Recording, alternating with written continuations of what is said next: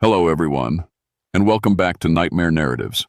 I can picture some of you already in bed, maybe some of you just getting home from work. Wherever you are, whatever time it is, I'm glad you're here.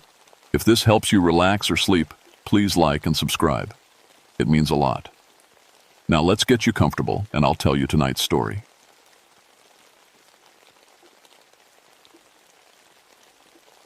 My name is Benjamin Crowfeather, and I've been a ranger in these West Virginia mountains for 17 years. In that time, I've found 127 missing people alive. I know every trail, every cave, every old mine shaft in 200 square miles of the Monongahela National Forest. I believed in what I could track and touch until I heard the children singing in empty hills. It was October 1974 when everything changed. The autumn fog had rolled into Raven's Nest Hollow, thick as cotton, and the air carried that sharp bite that meant winter was coming early to the mountains. I was checking the old mining settlement one last time before the season turned nasty. Most folks avoided the place had for 50 years since the disaster. The hollow runs 8 miles deep into the mountains, steep walls rising on both sides like cupped hands.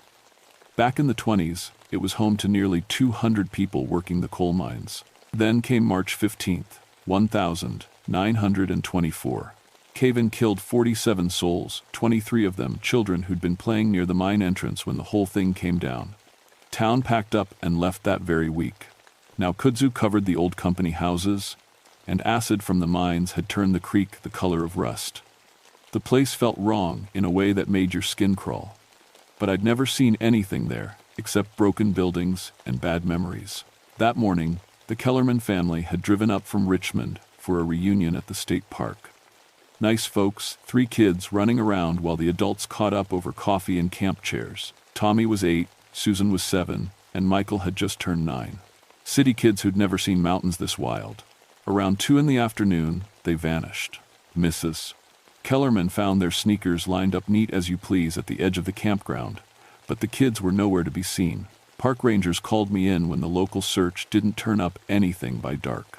I arrived at dawn with my tracking gear and Buster, my bloodhound. 17 years doing this work, and I'd developed a system.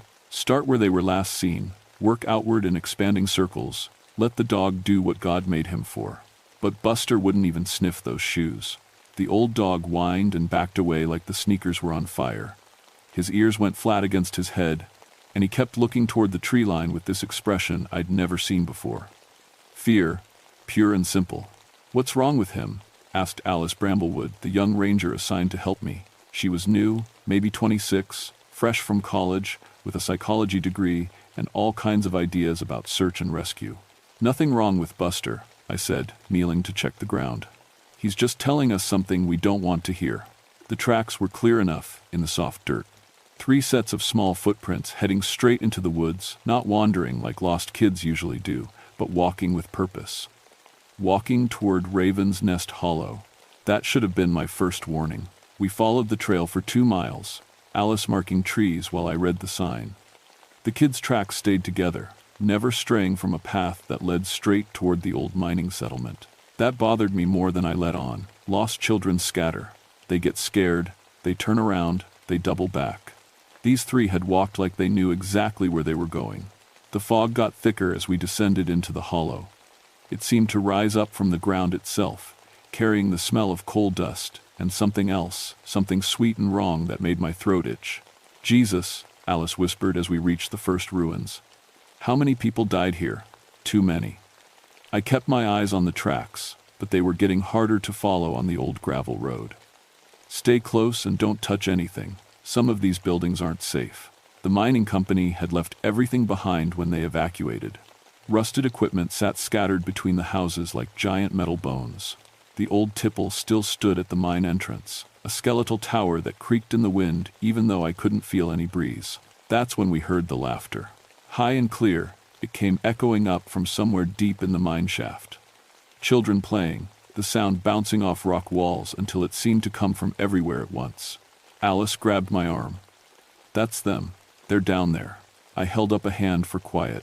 The laughter stopped like someone had thrown a switch. In the silence that followed, I heard something that made the hair on my neck stand up. Footsteps, small ones, running on wooden floors that had rotted away decades ago. "Hello?" I called into the mine entrance. "Tommy? Susan? Michael?" My voice echoed back, changed, like it had picked up extra words on the way. It almost sounded like there were more names mixed in: Billy, Mary, Samuel. "Mr. Crowfeather," Alice said, pointing to the ground near the mine entrance. "Look at this." Fresh chalk marks covered the old concrete pad. Hopscotch squares, perfect and white like they'd been drawn that morning. But we hadn't seen any chalk in the kids' belongings. I knelt to touch one of the squares. The chalk came off on my fingers, real as anything, but when I looked up, Alice was staring at something over my shoulder. "Ben," she whispered, "turn around slowly." I did, and felt my breath catch. Someone had arranged the mining equipment, old carts, picks, shovels, into a perfect circle around us. Gear that had been scattered and rusted when we arrived now formed a ring maybe 20 feet across. The metal gleamed like it had been freshly oiled. "We need to go," Alice said. "Right now." But before we could move, we heard them again. Children's voices, singing an old song I remembered from my own childhood. "Ring around the rosy, pocket full of posies, ashes, ashes, we all fall down." The voices came from inside the mine, but also from behind us, and to our left and right. Surround sound in a place where nothing should be making noise at all. My flashlight flickered and dimmed. Alice's did the same. The compass on my belt started spinning like a roulette wheel. "This isn't electromagnetic interference," Alice said, backing toward me. "This is something else." That's when I saw the footprints. Mixed in with the kids' sneaker tracks were older Mark's boot prints from the 1922, the kind mining families wore. Small boots. Children's boots. They were fresh as this morning's dew. We got out of that hollow fast, but I couldn't shake what we'd seen. Back at the ranger station, I pulled every record I could find on the 1924 mining disaster. What I learned made my hands shake as I turned the pages. The mine collapse hadn't been an accident. A 7-year-old girl named Mary Fletcher had been playing near the entrance when she heard the support beams groaning. She'd run inside to warn the workers, and 3 other children, Billy Morrison and Samuel Kowalski, had followed her. The cave-in happened 2 minutes later. 47 dead, including those 4 children who died trying to save the adults. And now their names were being called in that empty mine. Alice and I went back the next morning with better equipment and back up 2 rangers from the next county and a volunteer fire chief who knew the mine system.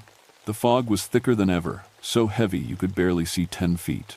Our radios crackled with static, and every flashlight beam seemed to get swallowed up before it reached anything solid. "Found something," called Ray Patterson, the fire chief. He was standing by the old company store, shining his light through a broken window. Inside, 3 sets of modern children's clothes were laid out on the counter: a superhero t-shirt, a blue dress, sneakers with cartoon characters. But they were arranged like mining uniforms. The t-shirt was folded next to a tiny hard hat that hadn't been there the day before. "Those are their clothes," Alice whispered, "but where are?" A hand touched her shoulder. She spun around, but nobody was there. Just empty air, and that thick fog swirling like it had been disturbed by something moving through it. "Something touched me," she said. "Small fingers, cold as ice." Ray was backing away from the store, his face white. "I heard my daughter's voice in there, but she's home in Charleston, 3 hours away." That's when the minecart started moving. The sound came from deep underground metal wheels on rusted tracks, squealing and clanking like a train was running through the mine. But the tracks had been pulled up for scrap metal in 1925. I grabbed Alice's hand. "We're leaving, now." As we headed up out of the hollow, I heard children calling our names. Not the lost kids us, our names, in voices too old and too sad for children to have. "Benjamin," came the whisper. "Benjamin Crowfeather. We know why you came here. We know about Sarah." I stopped dead. Nobody had mentioned Sarah. Nobody knew that my own daughter had gone missing in these mountains 11 years ago, when she was just 6 years old. We'd never found her body. "Don't listen," Alice said, pulling my arm. "Whatever this is, don't listen." But the voice followed us all the way to the road. "We kept her safe, Benjamin. We keep them all safe. Safe in the dark, where nothing can hurt them anymore." That night, I couldn't sleep. I kept thinking about Sarah, about the 3 missing kids, about children's voices singing in empty mines. Around midnight, I drove back to Raven's Nest Hollow. I shouldn't have gone alone.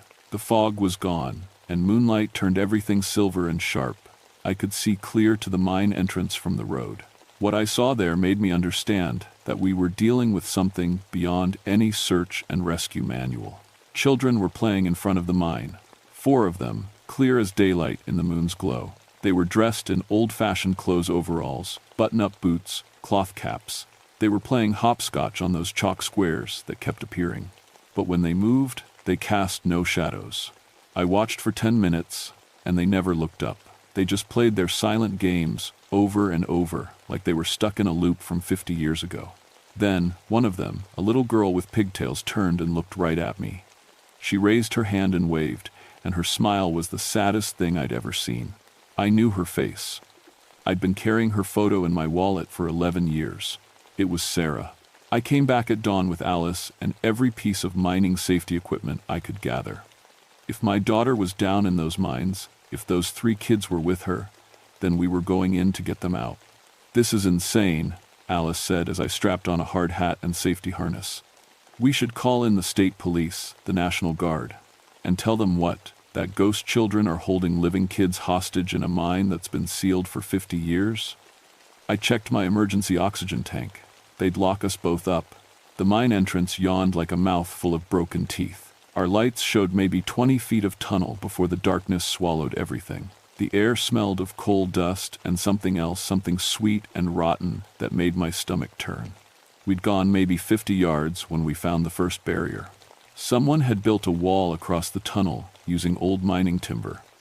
But it wasn't blocking the way forward, it was blocking the way back. The entrance we'd just walked through was sealed solid, with fresh-cut boards. "Ben," Alice whispered, running her hands over the wood. "These boards aren't rotten, they're new." I turned my light ahead. The tunnel split into 3 directions, and I could hear movement in each one. Shuffling footsteps, whispered conversations, the scrape of metal on stone. "Tommy," I called. "Susan? Michael? Can you hear me?" A child's voice answered from the left tunnel. High and clear and familiar. "Daddy, is that really you?" Sarah. My little girl, lost for 11 years, calling to me from the dark. I started toward the sound, but Alice grabbed my arm. "Don't," she said. "Look at the walls." I swung my light up and nearly dropped the flashlight. The tunnel walls were covered in chalk drawings.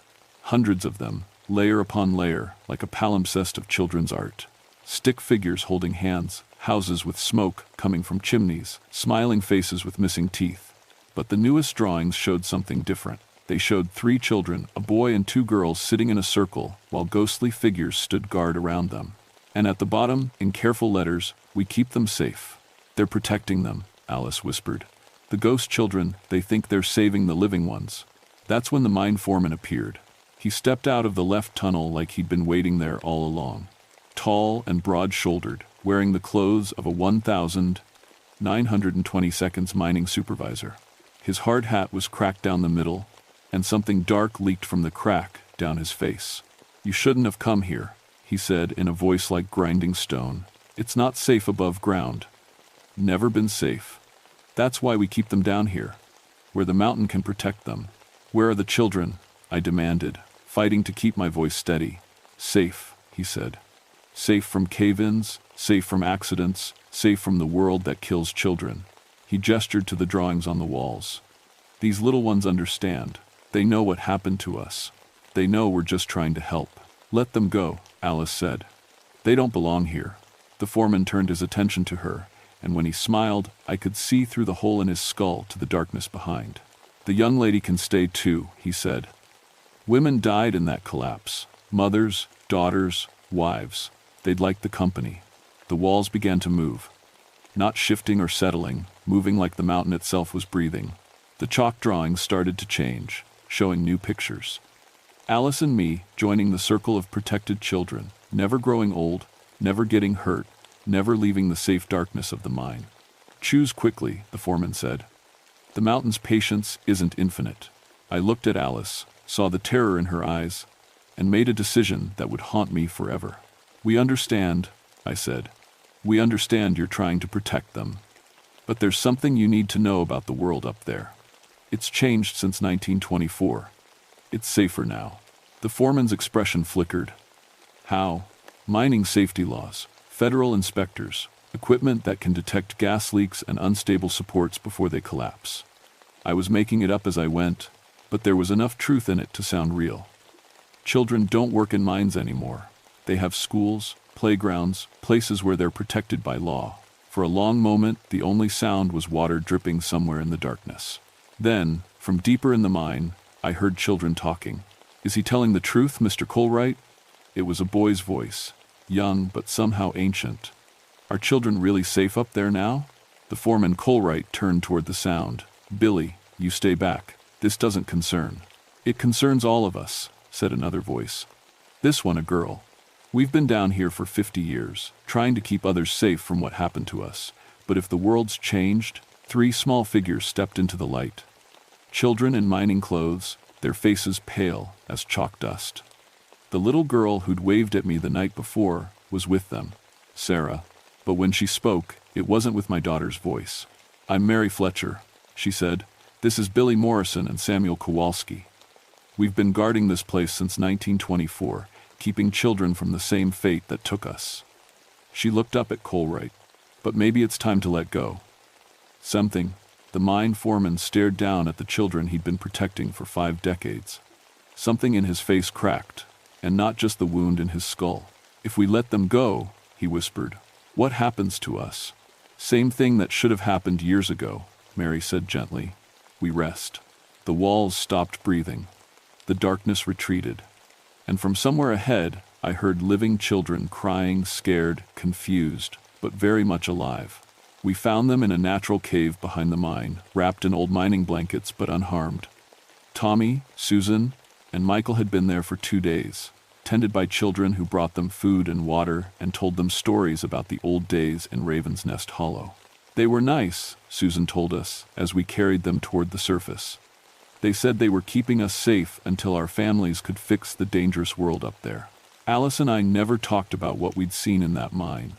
The official report listed the incident as children trapped by unstable mine access, recovered safely after exposure to methane gas causing hallucinations in rescue personnel. But I know what really happened. The ghost children let them go because they finally understood that their long vigil was over. Children were safer in the world above than they'd been in 1924. Their sacrifice running into that mine to save the adults had meaning beyond their deaths. The mine entrances were permanently sealed a month later. The whole area was designated a historical site, with a memorial plaque listing the names of everyone who died in the 1924 disaster, including Mary Fletcher, Billy Morrison, Samuel Kowalski, and mine foreman Jeremiah Colwright. Alice transferred to a desk job in Charleston.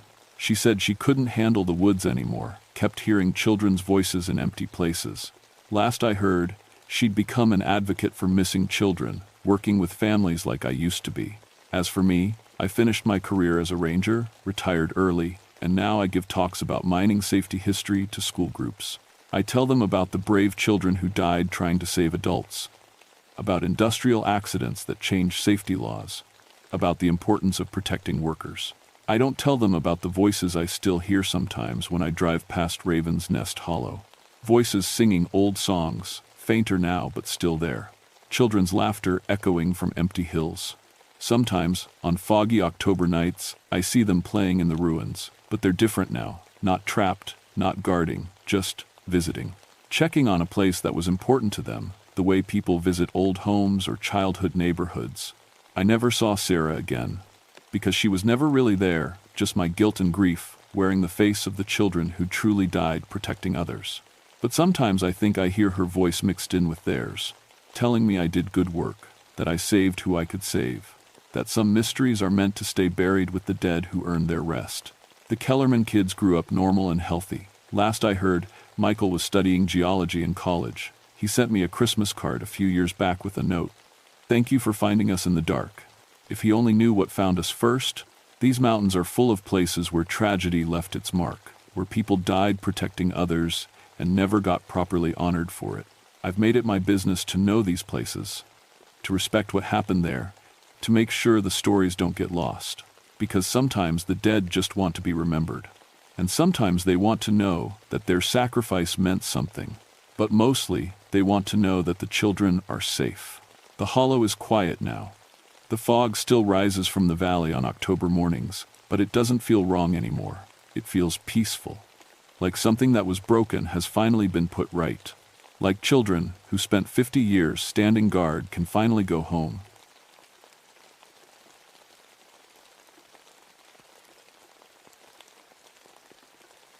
My name is Margaret Ironwolf, and I've been a park ranger in the Great Smoky Mountains for 14 years. I've seen just about everything these mountains can throw at you. Black bears getting into garbage, wild cats stalking hikers, even the occasional escaped exotic pet. My granddaddy used to tell stories about something else in these hills, something he called the beast. I always figured those were just tall tales to keep kids from wandering too far into the woods. I should have listened to those stories.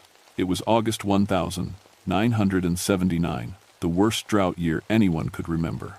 The blackberry bushes on Blackberry Ridge had withered up to nothing, and every creek was running low.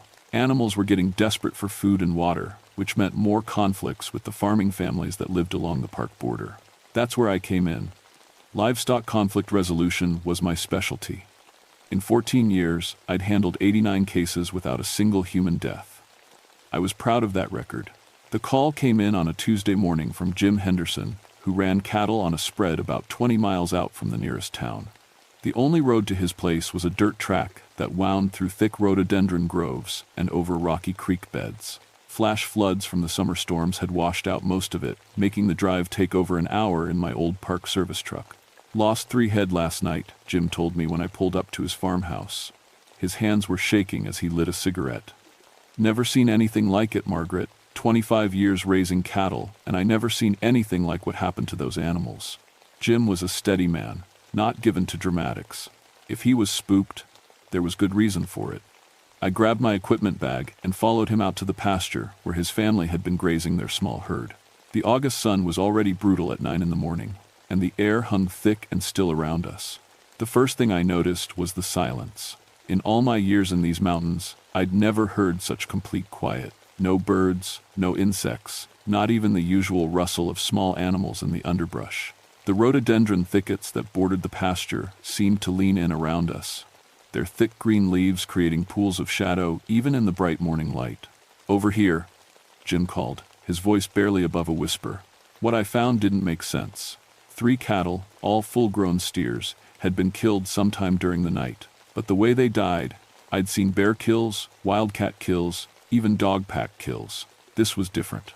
The bite marks on their necks were massive, easily twice the size of what a black bear could make. And the precision of it bothered me. Most predators make a mess when they kill large prey. These animals had been taken down with surgical accuracy. I knelt beside the nearest carcass and pulled out my measuring tape.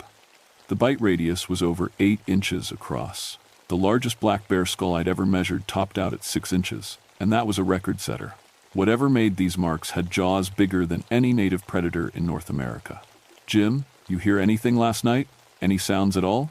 He shook his head, taking another nervous drag on his cigarette. "That's what's got me spooked. Usually when something takes livestock, there's noise. Cattle bellow, predator growls, something.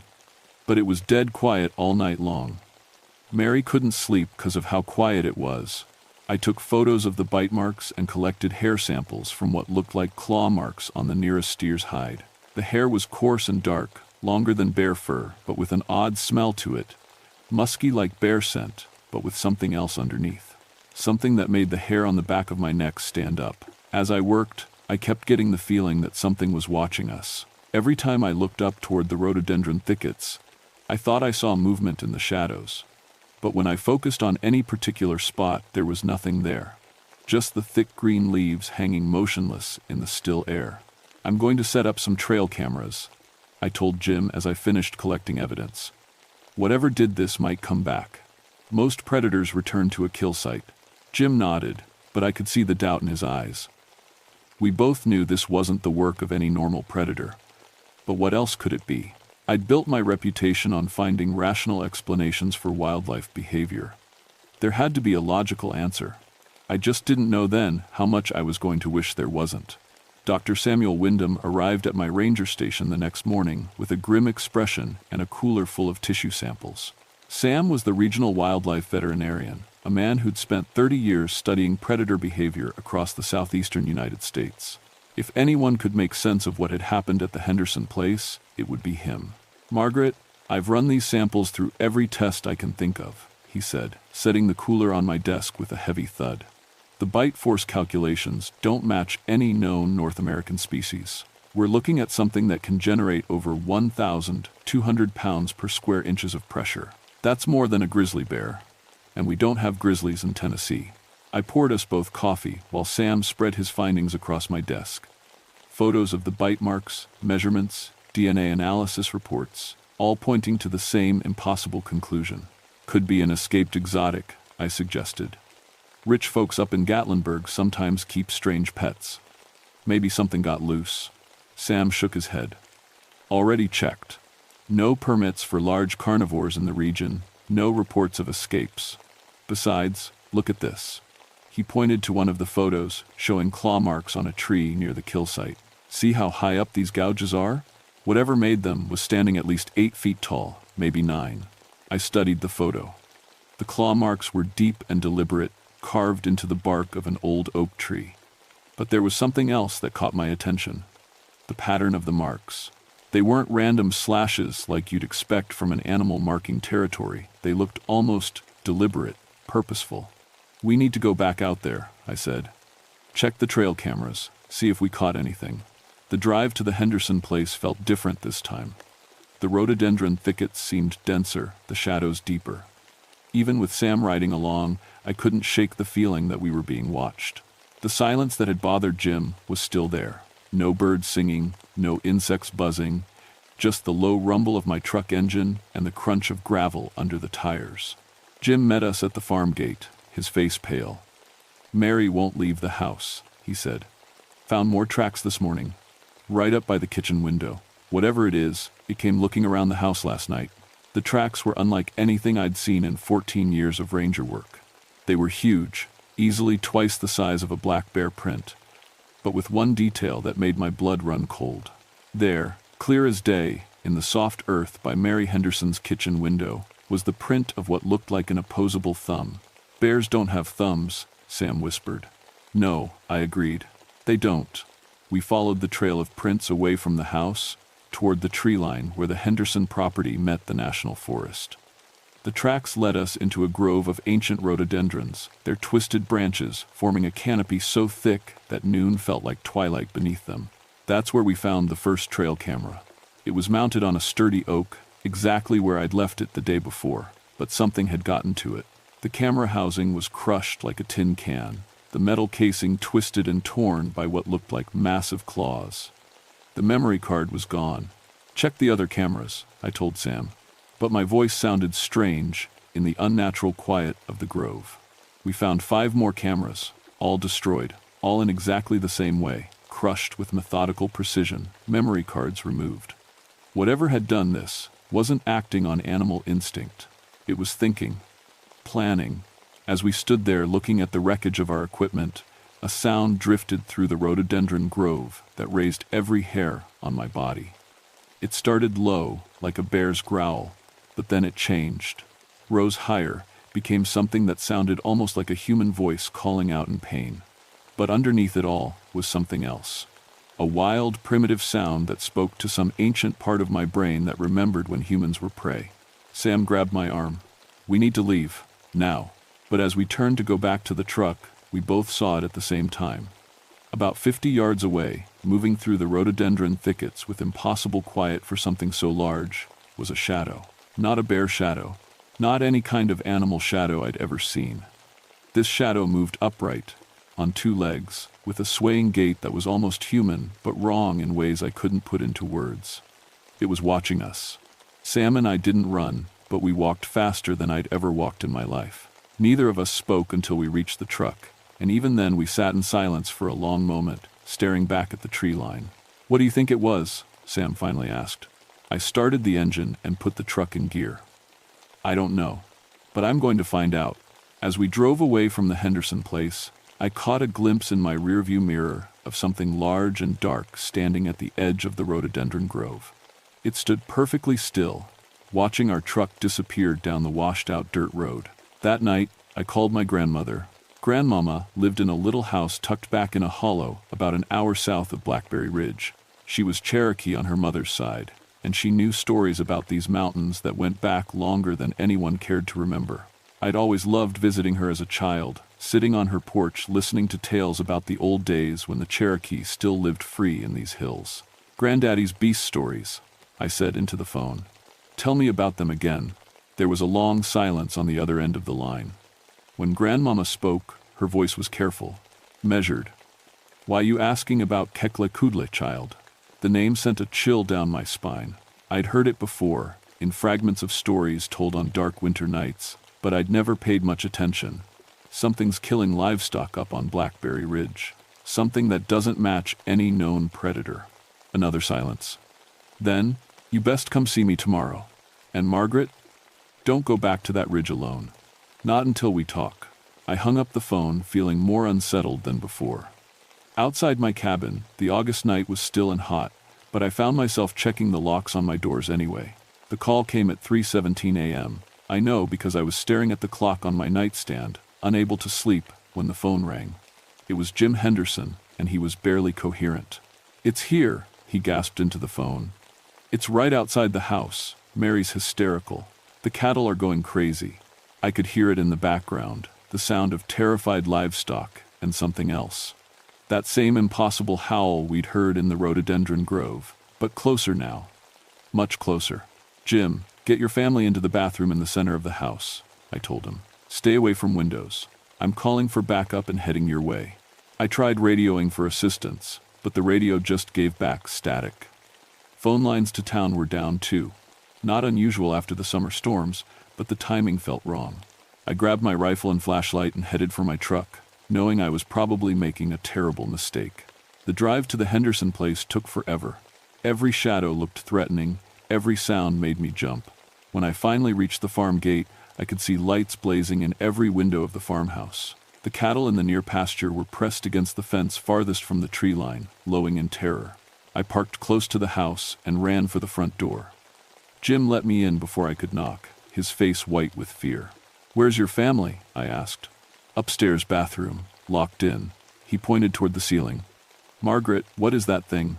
Before I could answer, something hit the side of the house hard enough to rattle every window. Through the kitchen window, I caught a glimpse of movement.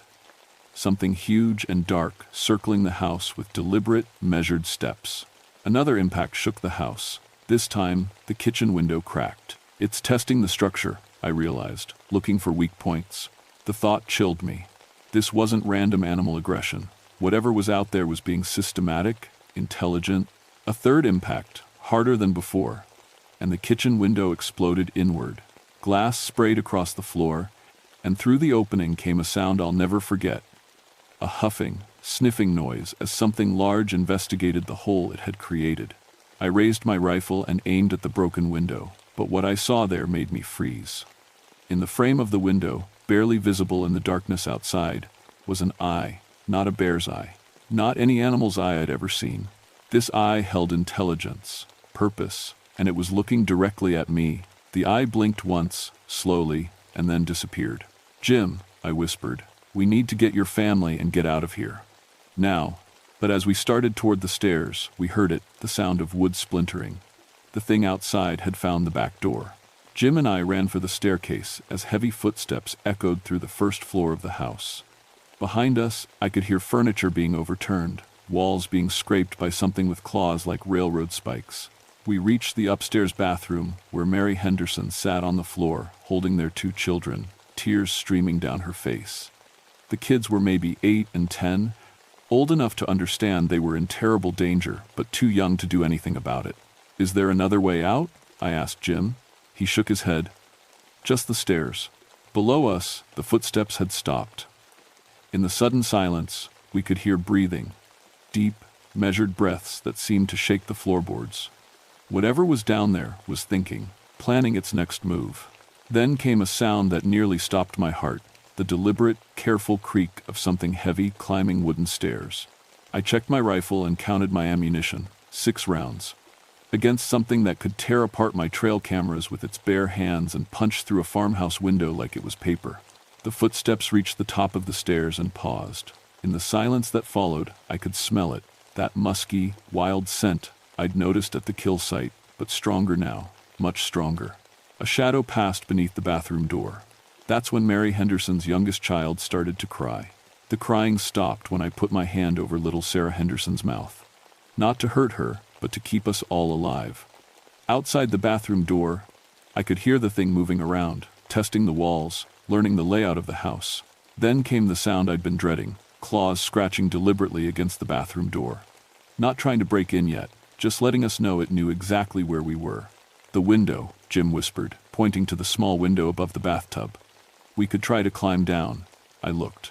It was a 15-foot drop to hard ground. With 2 kids and Mary's bad knee, someone was going to get hurt. But it was better than waiting here to die. That's when the scratching stopped. In the silence that followed, I heard something that made my blood freeze. Footsteps moving away from the door, back down the hallway, back down the stairs. The thing was leaving. "Stay here," I whispered to the Henderson family. "Don't move, don't make a sound." I eased the bathroom door open and peered into the dark hallway. Empty. I could hear the creature moving around downstairs again, but differently now, more purposeful, like it was looking for something specific. I crept to the top of the stairs and listened. The sounds were coming from Jim's study, papers rustling, desk drawers being opened and closed. Whatever this thing was, it wasn't just a mindless predator, it was searching for something. Moving as quietly as I could, I made my way down the stairs with my rifle ready. The study door was open, and pale moonlight streaming through the window showed me something that nearly made me drop my gun. The creature was sitting at Jim's desk like a person, going through his papers with careful, deliberate movements. It was massive, easily 9 feet tall even sitting down, covered in dark fur that seemed to absorb the moonlight. Its hands were like nothing I'd ever seen, with fingers that ended in claws but moved with human dexterity. As I watched, frozen in terror, it found what it was looking for. A map. One of Jim's survey maps showing the property boundaries between his farm and the national forest. The creature studied the map for a long moment, then looked directly at me. I'll never forget those eyes. They held intelligence, yes, but also something like sadness and anger. Deep, ancient anger. When it spoke, I nearly fainted. "You disturbed sacred ground." The voice was like gravel and honey mixed together, words that seemed to come from deep in its chest. The ones who harvest the sacred root. They opened what should stay closed. My rifle was pointing at it, but I couldn't pull the trigger. This wasn't just some animal. This was something else entirely. "The ginseng poachers," I managed to whisper. "You're talking about the Jennings brothers." The creature nodded slowly. "They took from the burial cave, scattered the bones of my people. I am Kekle Kudle, guardian of the sacred places." I tried to warn them. They would not listen. I thought about the reports that had been filed last week. 2 men found dead near the old Cherokee burial sites up on the ridge. The official cause of death was listed as animal attack, but now I understood what had really happened. "You killed them. I protected what they defiled." The creature stood up, its massive form filling the small study. "As I will protect it from all who disturb the rest of the dead." "The Hendersons haven't done anything wrong," I said, surprised by the steadiness of my own voice. "Their cattle just graze here. They don't even know about any burial sites." Kekle Kudle moved closer, and I caught the full force of its scent, wild and ancient, like earth and rain, and something indefinably older. "You are keeper of the mountain paths. You should have protected the sacred places." The accusation hit me like a physical blow. He was right. Those burial sites were supposed to be under Park Service protection, but I'd been so focused on managing wildlife conflicts that I'd never checked on them. I'd failed in my duty, and people had died because of it. "What do you want?" I asked. "The bones must be returned to their proper rest. The cave must be sealed, and those who know of this place must stay away." I nodded slowly. "I can make that happen. But you have to let the Henderson family go. They're innocent in this." Kekle Kudle studied me for a long moment, those ancient eyes seeming to weigh my soul. Finally, he moved aside, clearing the path to the stairs. "Go," he rumbled. "Take them away from this place. Do not return until the sacred ground is healed." I backed toward the stairs, keeping my rifle lowered but ready. As I reached the first step, the creature spoke again. Your grandmother's grandmother knew my people. She learned the old ways, the proper ceremonies. Ask her to teach you." Then he was gone, melting into the shadows as if he'd never been there at all. But the study window was open, and the night air carried that wild, ancient scent that I knew I'd never forget. It took 3 days to organize the ceremony. Grandmama came up from her hollow, bringing Joseph Sequoia, a Cherokee elder who knew the proper rites for reburying disturbed remains. The Park Service officially closed that section of Blackberry Ridge for archaeological preservation, and I made sure the paperwork would keep it closed permanently. We found the burial cave exactly where Kikle Kudle had said it would be, hidden behind a rockfall about 2 miles up from the Henderson place. The Jennings brothers had been thorough in their desecration, scattering bones and artifacts in their search for valuable ginseng roots. It took most of the day to collect everything and return it to its proper resting place. Joseph performed the ceremonies, while Grandmama and I assisted. We offered tobacco and said the prayers for the dead, asking forgiveness for the disturbance and promising to protect the site.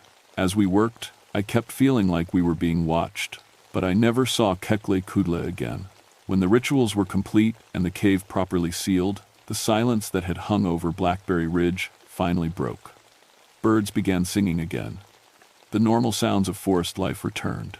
Even the cattle in Jim Henderson's pastures seemed calmer. Dr. Sam Wyndham helped me write the official report. We listed the livestock deaths as predation by unknown large carnivore, possibly an escaped exotic animal. The case was filed under cultural sensitivity protocols and buried so deep in the bureaucracy that no one would ever think to look for it. The Henderson family moved to town shortly after. They sold their farm to the Park Service, which added it to the protected wilderness area. Mary Henderson still sends me Christmas cards, but she's never asked why we recommended they relocate. Some questions are better left unasked. I kept my job as a park ranger, but my focus shifted. I became the liaison between the Park Service and the Cherokee Nation, working to identify and protect other sacred sites throughout the mountains. It turns out there are more of them than anyone realized, hidden in remote hollows and forgotten caves. Sometimes, when I'm out on patrol in the deepest parts of the forest, I catch a whiff of that wild, ancient scent on the wind. Or I'll find tracks near a sacred site, massive prints with that unmistakable opposable thumb. But I've never tried to follow them. Some guardians are better left undisturbed. Grandmama taught me the old ways before she passed 2 years ago. I know the proper ceremonies now, the right offerings to make, the words to speak when asking permission to enter sacred ground. I've taught them to the newer rangers, though I don't tell them why these protocols are so important. Because the truth is, Kekle Kudle is still out there, still protecting the sacred places, still watching over the mountains that were once his people's home. And as long as we show proper respect, as long as we remember that some places are too sacred to disturb, he'll let us share these mountains in peace. But I've seen what happens to those who forget. The mountains have long memories, and their guardians are patient.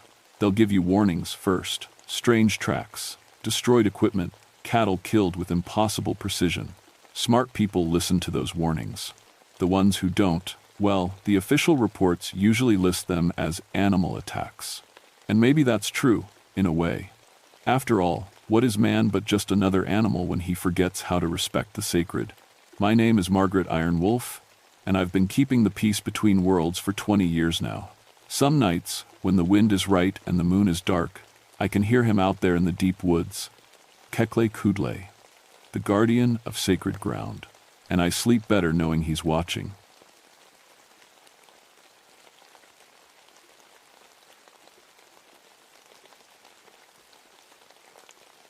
My name is Thomas Nightshade, and I've been a forest ranger for 21 years. I thought I'd seen everything these Virginia mountains could throw at me until I met something that shouldn't exist. People always ask about my last name. Yeah, it's real. My great-grandfather was born with it, and we've carried it ever since. Seems fitting for someone who works in the dark corners of Jefferson National Forest, documenting old ghost stories and forgotten settlements. That's what I do besides the usual ranger stuff. I collect Appalachian folklore. Mountain people have been telling tales about spirits and haints for centuries, and I write them down before they disappear forever. Never believed a word of it, though. Just good stories to pass winter nights. 3 years ago, my wife Sarah died in a car accident on Route 58. Black ice, they said. One second she was driving home from her teaching job, the next she was gone. I threw myself into work after that. Easier to focus on old legends than deal with real loss. That's how I ended up in Witch's Hollow in November of 1988. The place sits in a narrow valley about 15 miles from the main road. You can only get there on foot, following an old deer trail that winds through thick woods.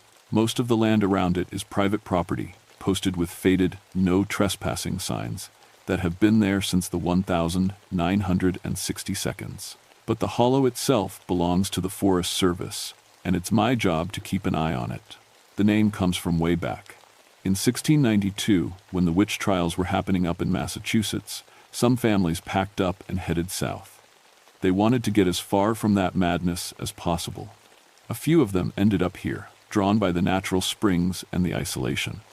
Later settlers weren't too happy about their neighbors' knowledge of herbs and healing, so the accusations followed them. Nothing as bad as Salem, but enough to give the place its name. I'd been documenting the old homesteads there for months. Stone foundations mostly, a few cabins still standing with strange symbols carved into the door frames, protection signs, according to local folklore. Stars and circles, twisted knots that hurt your eyes if you looked too long.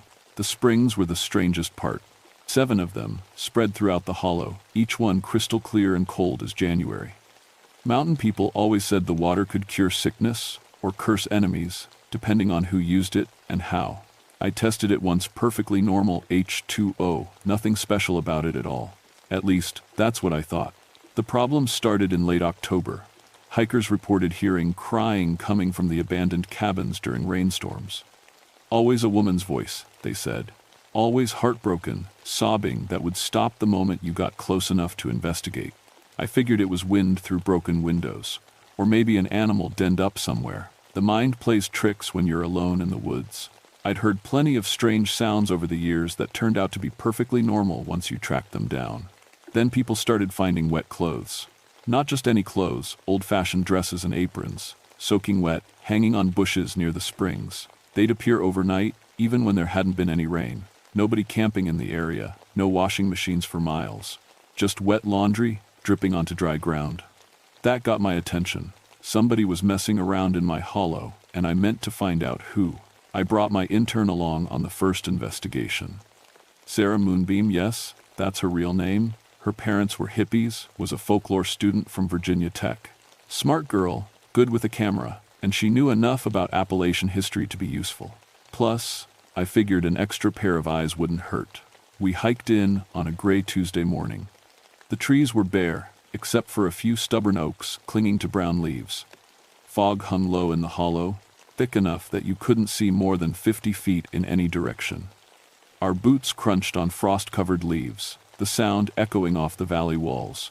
Creepy place, Sarah said, adjusting her backpack. I can see why people made up stories about it. Every old settlement has ghost stories, I replied. Comes with the territory. But even as I said it, something felt wrong. 21 years in these woods, and I'd developed instincts about places. Some spots just felt heavy, like the air itself was holding its breath. Witch's Hollow had never felt like that before. But now it did.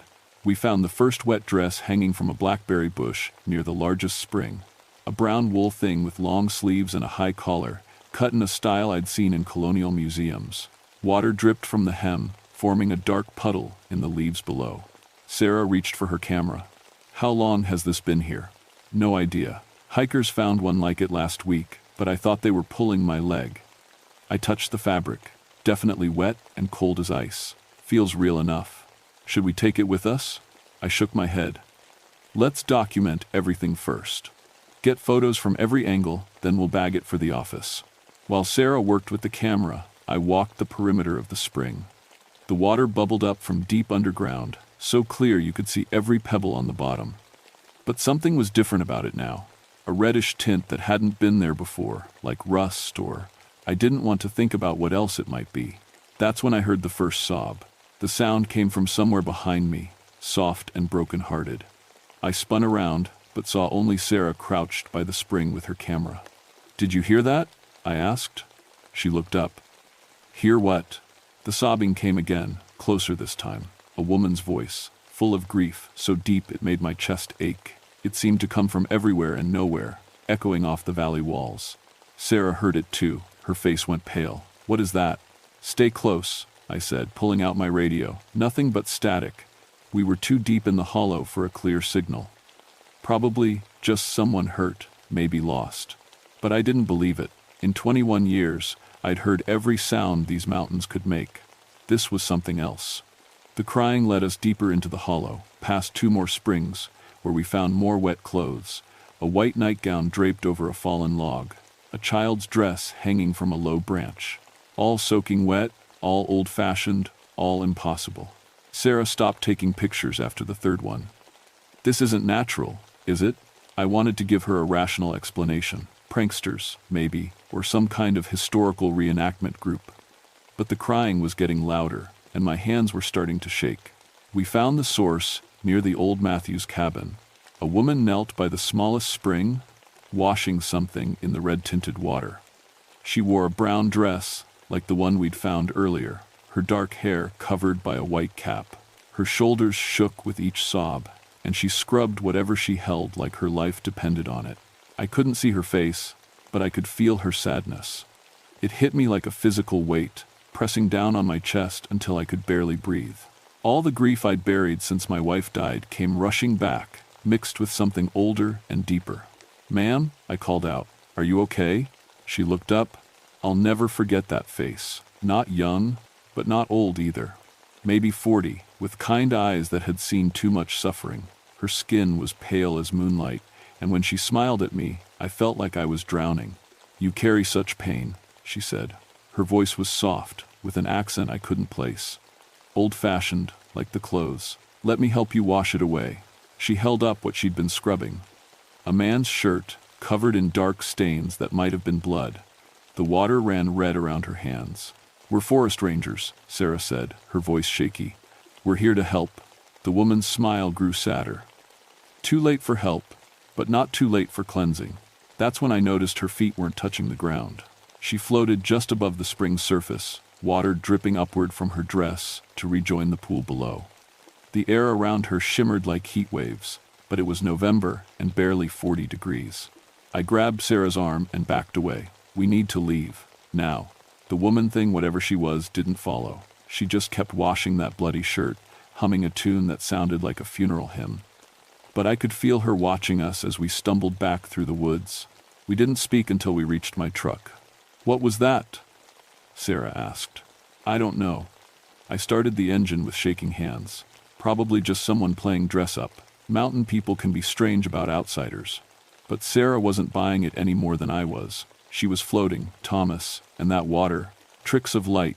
Bad angle. "We'll come back tomorrow with better equipment." I drove too fast on the winding mountain roads, desperate to put distance between us and whatever we'd seen.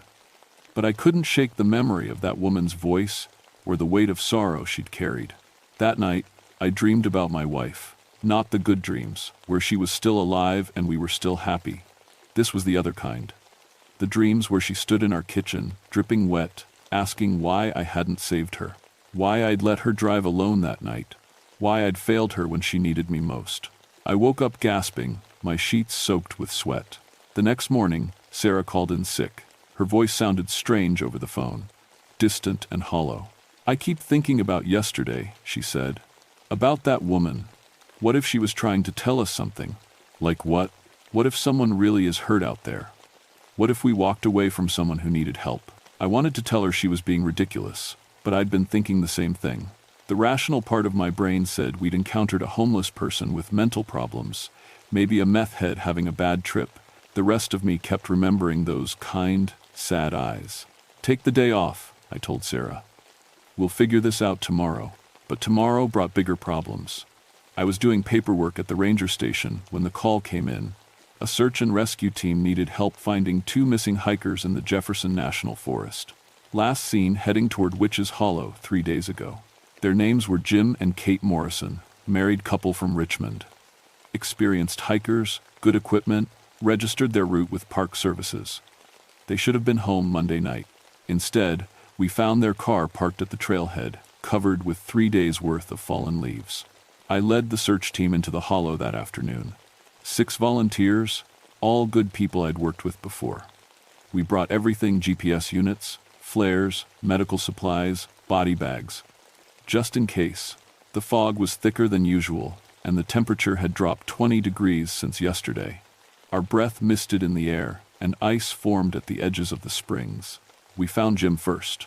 He was kneeling by the same spring where I'd seen the woman, scrubbing at a hiking jacket with bloody hands. His eyes were empty, unfocused, and he hummed the same funeral tune I'd heard before.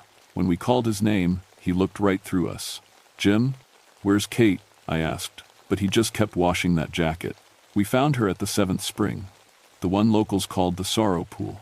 She floated face down in water so red it looked like wine. By the time we pulled her out, her lips were blue and her skin was ice cold. The paramedics said she'd drowned, but that was impossible. The spring wasn't even 3 feet deep." Jim spent 2 weeks in the psychiatric ward at Roanoke General Hospital.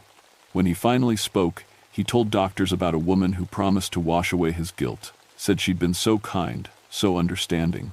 All he had to do was help her with the laundry. The doctors called it a shared psychotic episode brought on by hypothermia and dehydration. I knew better. After the Morrisons, I should have closed Witch's Hollow to the public. Should have strung yellow tape across every trail and filed a report about hazardous conditions. Instead, I went back alone. I told myself it was about understanding what we were dealing with. Some kind of natural gas leak, maybe, or toxic mold causing hallucinations. There had to be a scientific explanation for what people were seeing and experiencing. But really, I went back because I couldn't stop thinking about that woman's voice. The way she'd looked at me with such understanding when she talked about pain. My wife had been dead 3 years, and I still woke up every morning feeling like I'd failed her. If there was even a chance that anything could wash that guilt away. I hiked in on a Thursday morning with a gas detector and water testing kit. The fog was so thick I could barely see my own feet, but I knew the way by heart. Past the broken foundation of the old Henderson place, around the hill where they'd found arrowheads back in the 70s, down into the valley where 7 springs fed a creek that had no name. The wet clothes were multiplying, dozens of them now, hanging from every tree and bush near the water. Dresses, shirts, children's clothes, all dripping wet and old-fashioned. They formed a maze of soggy fabric, forcing me to duck and weave my way through. At the center of it all, she waited. The morning woman, that's what I'd started calling her in my head, knelt by the largest spring with her washing. She looked exactly the same as before, but now I could see her more clearly. The way her hands moved in the water without making ripples, how her dress stayed wet but never dripped, the silver tears that rolled down her cheeks like liquid mercury. "You came back," she said without looking up. "I knew you would." "Who are you?" I asked. "Mercy Blackthorne." She held up a child's dress, examining it for stains only she could see. "Died in 1692, accused of witchcraft. They hanged me from the old oak by Miller's Creek. My gas detector showed normal readings. The water tested clean. Whatever was happening here, it wasn't chemical. What do you want?" "To cleanse the guilt from tortured souls." She finally looked at me, and her eyes were full of impossible kindness. "You blame yourself for your wife's death. I can wash that pain away. She died in a car accident. There was nothing I could do. You fought the night she died, about money, about her working late again. Your last words to her were angry ones." Mercy's smile was heartbreakingly gentle. "I can see it all, Thomas. Every moment of regret, every sleepless night. Let me help you." She was right, and that terrified me. Sarah and I had fought that night. A stupid argument about her staying late to grade papers instead of coming home for dinner. I'd said things I didn't mean, things I'd regret forever. Her last memory of me was anger. How do you know that? The springs show me everything. Every soul who comes here carries guilt like a stain on their heart. The Morrisons felt guilty about something that happened to their daughter years ago. Sarah feels guilty about small lies she tells her parents. You, she gestured to the bloody shirt floating in the water beside her. You carry the heaviest burden of all. I recognize the shirt now. The blue one Sarah had worn to work the day she died. The one they'd cut off her in the emergency room. That's impossible. That shirt was buried with her. Guilt creates its own reality. Your pain calls to these things, gives them form. Mercy stood, water streaming impossibly upward from her dress. But I can wash it all away. Every harsh word, every regret, every moment of blame. All you have to do is step into the water. Part of me wanted to do it.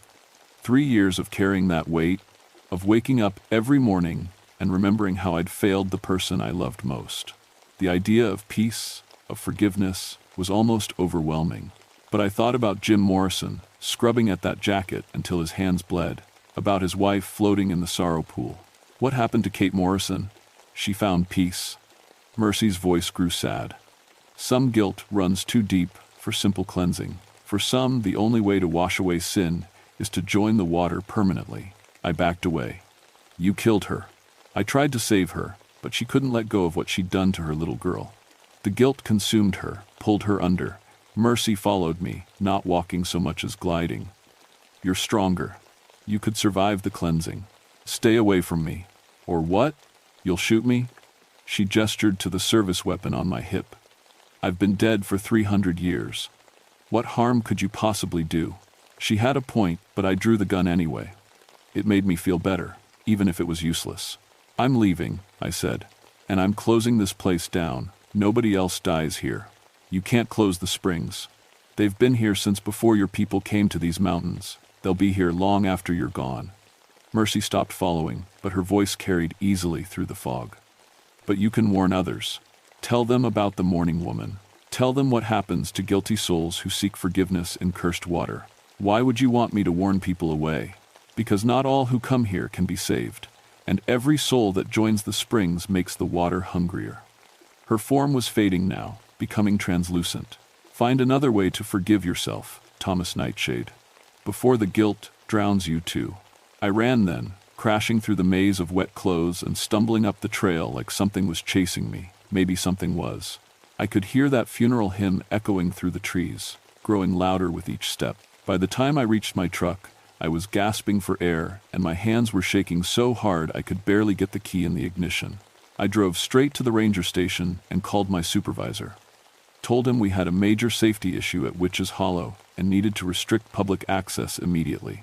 He asked for details, but I couldn't give him any that made sense. How do you explain that a dead woman is washing bloody laundry in mystical springs? How do you write a report about supernatural guilt that drives people to suicide? Instead, I lied. Said there were unstable geological formations and toxic algae blooms in the water. Made up scientific-sounding explanations for why people were having psychological episodes. It was easier than the truth. The closure order went through that afternoon. Yellow tape and warning signs went up the next morning, but I knew it wouldn't be enough. Mercy Blackthorne had been washing guilt from tortured souls for 300 years. A few government signs wouldn't stop her, and I was starting to understand that she didn't want to be stopped. The real question was why she'd warned me away. What made my guilt different from the others?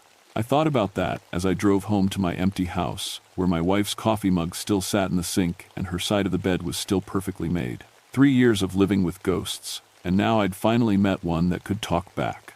That night, I dreamed about the springs again. But this time, I wasn't afraid. This time, I waded into the red water willingly, letting it wash over my head and into my lungs. The relief was instant and total. Every angry word I'd spoken, every moment I'd failed to be the husband Sarah deserved, all of it dissolved in that impossible current. When I woke up, my pillow was soaking wet. Sarah Moonbeam disappeared on a Friday. She'd been acting strange all week since we found the Morrison couple. Quiet, distracted, constantly checking her phone like she was waiting for some important message. When I asked if she was okay, she just smiled and said she was thinking about forgiveness. I should have seen the warning signs. Her roommate called Saturday morning. Sarah hadn't come home Friday night, and her car was missing. The last anyone had seen her, she was talking about visiting some historical site for her folklore project. I knew where she'd gone. I hiked into Witch's Hollow alone, carrying only my service weapon and a flashlight. The closure signs had been torn down, the yellow tape snapped and scattered. Someone had been through here recently, and I was pretty sure who. The fog was so thick I had to feel my way along the trail. My flashlight beam disappeared after a few feet, swallowed by the gray mist. But I could hear water running somewhere ahead, and that funeral hymn humming on the wind. I found Sarah at the sorrow pool. She knelt at the water's edge in her hiking clothes, scrubbing at something I couldn't see.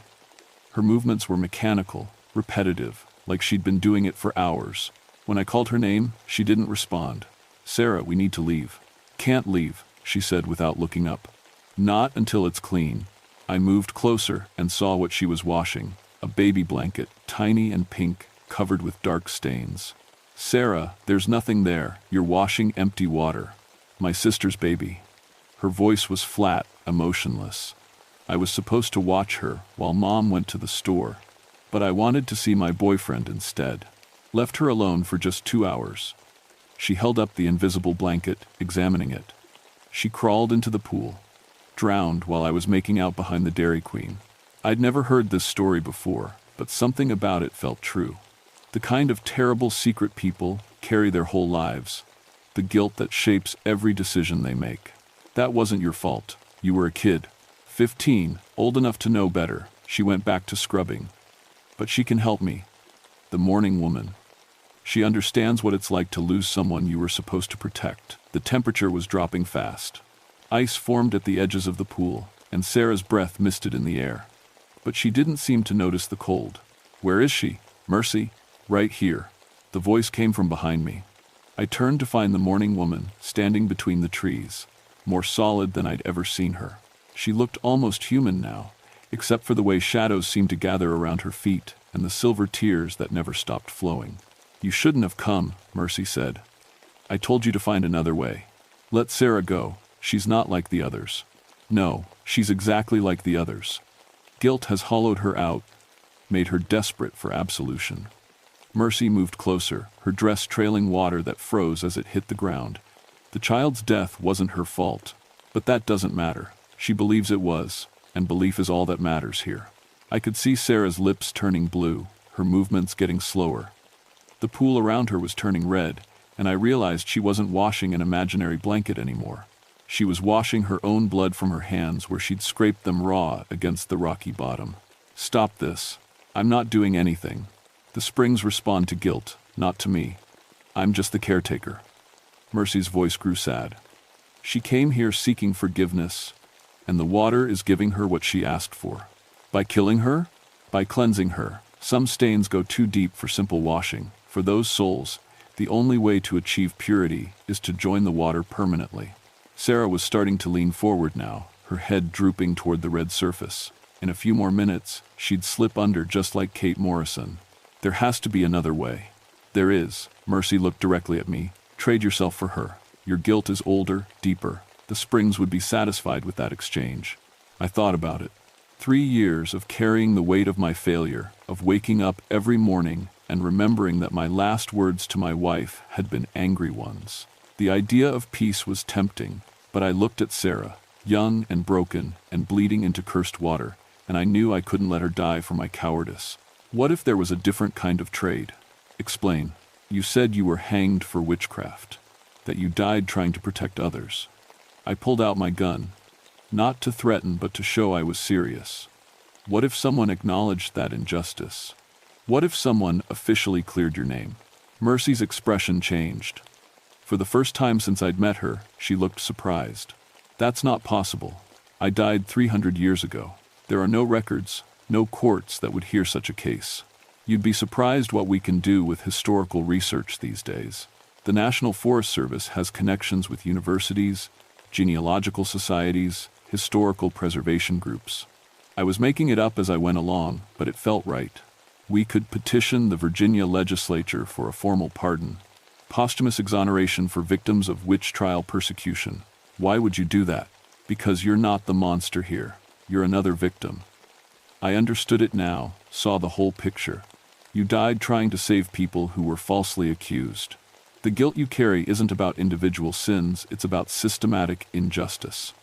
You're trying to wash away a stain that was never yours to begin with. Mercy stared at me for a long moment. Then she began to cry, real tears this time, not the silver ones that had been falling for centuries. "I couldn't save them," she whispered. "Martha Prescott, Ann Wilkins, little Rebecca Hatch. I knew they were innocent, but I couldn't convince anyone to listen. They died because I failed to protect them. Just like I failed to protect my wife. Just like Sarah thinks she failed to protect her sister. I holstered my gun. We're all carrying guilt that belongs to someone else. You, for a justice system that valued fear over truth. Me, for a husband who should have said, "I'm sorry," instead of "goodbye." Sarah, for being a teenager who made a teenage mistake. Sarah had stopped scrubbing. Her head was still drooping toward the water, but she was listening. The difference is, I continued, yours was never your fault. You did everything you could.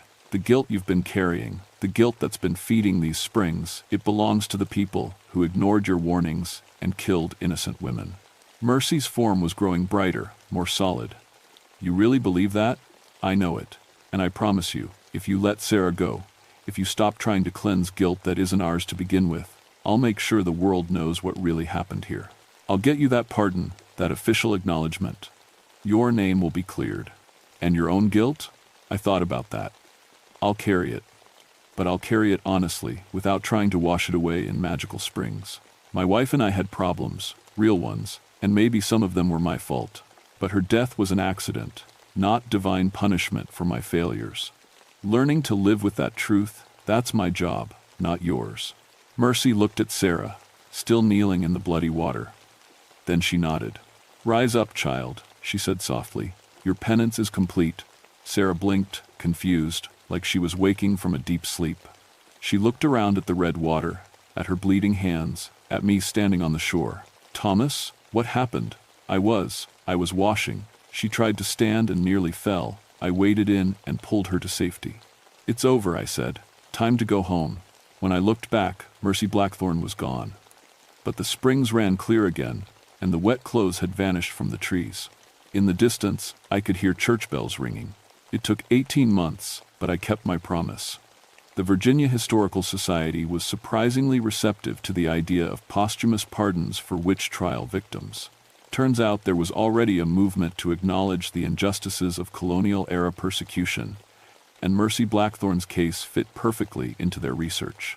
We found records of her trial in the courthouse basement in Hampton.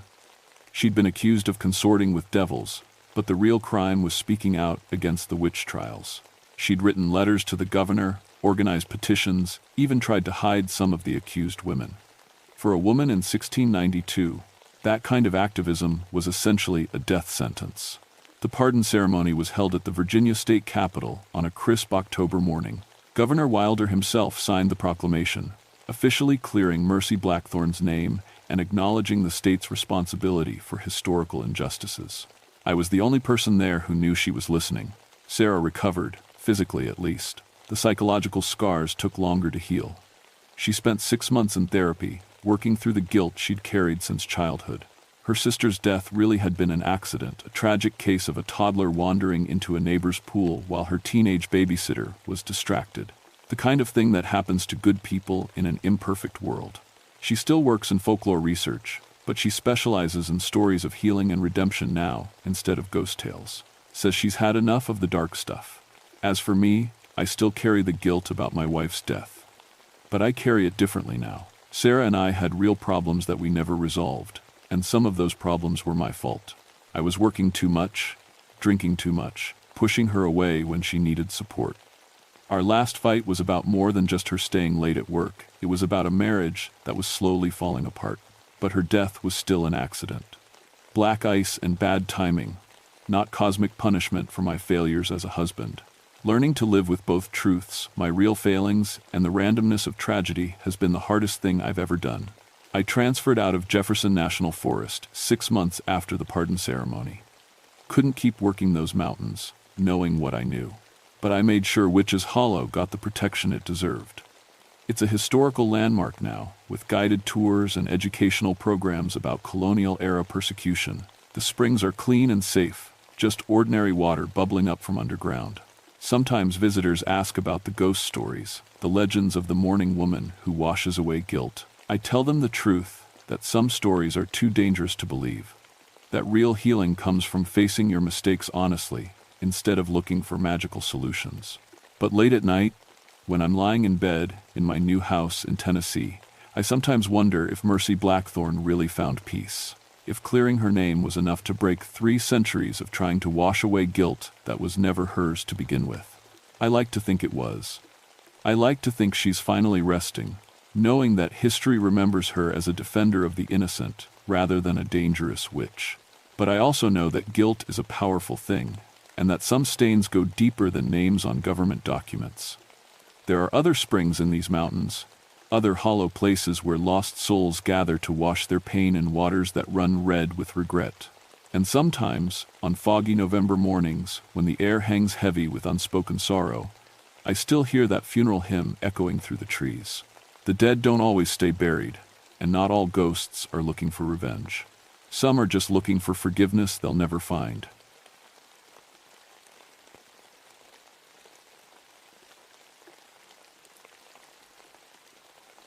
My name is Daniel Blackstone, and for 16 years I've been tracking poison through the Coal River Valley.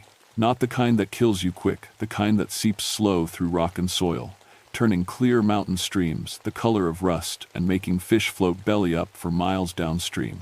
I'm a park ranger, but most folks don't know we do more than just watch for campfires and bears. I've got a degree in environmental engineering, and my job is monitoring water quality in the New River Gorge. Specifically, I track acid mine drainage from the old strip mining operations that tore up these mountains back when coal was king, and nobody cared much about what happened after. March of 1981 was shaping up to be a bad month. Spring runoff was starting, and that meant all the contaminated water sitting in abandoned mine pits was going to flush down into the Coal River system. My truck was loaded with testing equipment, pH meters, sample bottles, chemical analysis kits. I'd driven this route so many times I could do it with my eyes closed, but every spring brought new surprises. Mining companies had a habit of leaving nasty gifts behind. The road to Monitoring Station 7 was already getting rough from the early melt. My Ford pickup bounced through potholes filled with orange water, iron oxide runoff that stained everything it touched. The CB radio crackled with static. Cell phones weren't a thing yet, and out here in the hollows, you were pretty much on your own. I parked at the wooden bridge that crossed Sulphur Creek, one of the worst contaminated tributaries. The water below ran bright orange, like someone had dumped a truckload of rust into it. Dead trees lined the banks, their bark bleached white where the acidic water had splashed during high flows.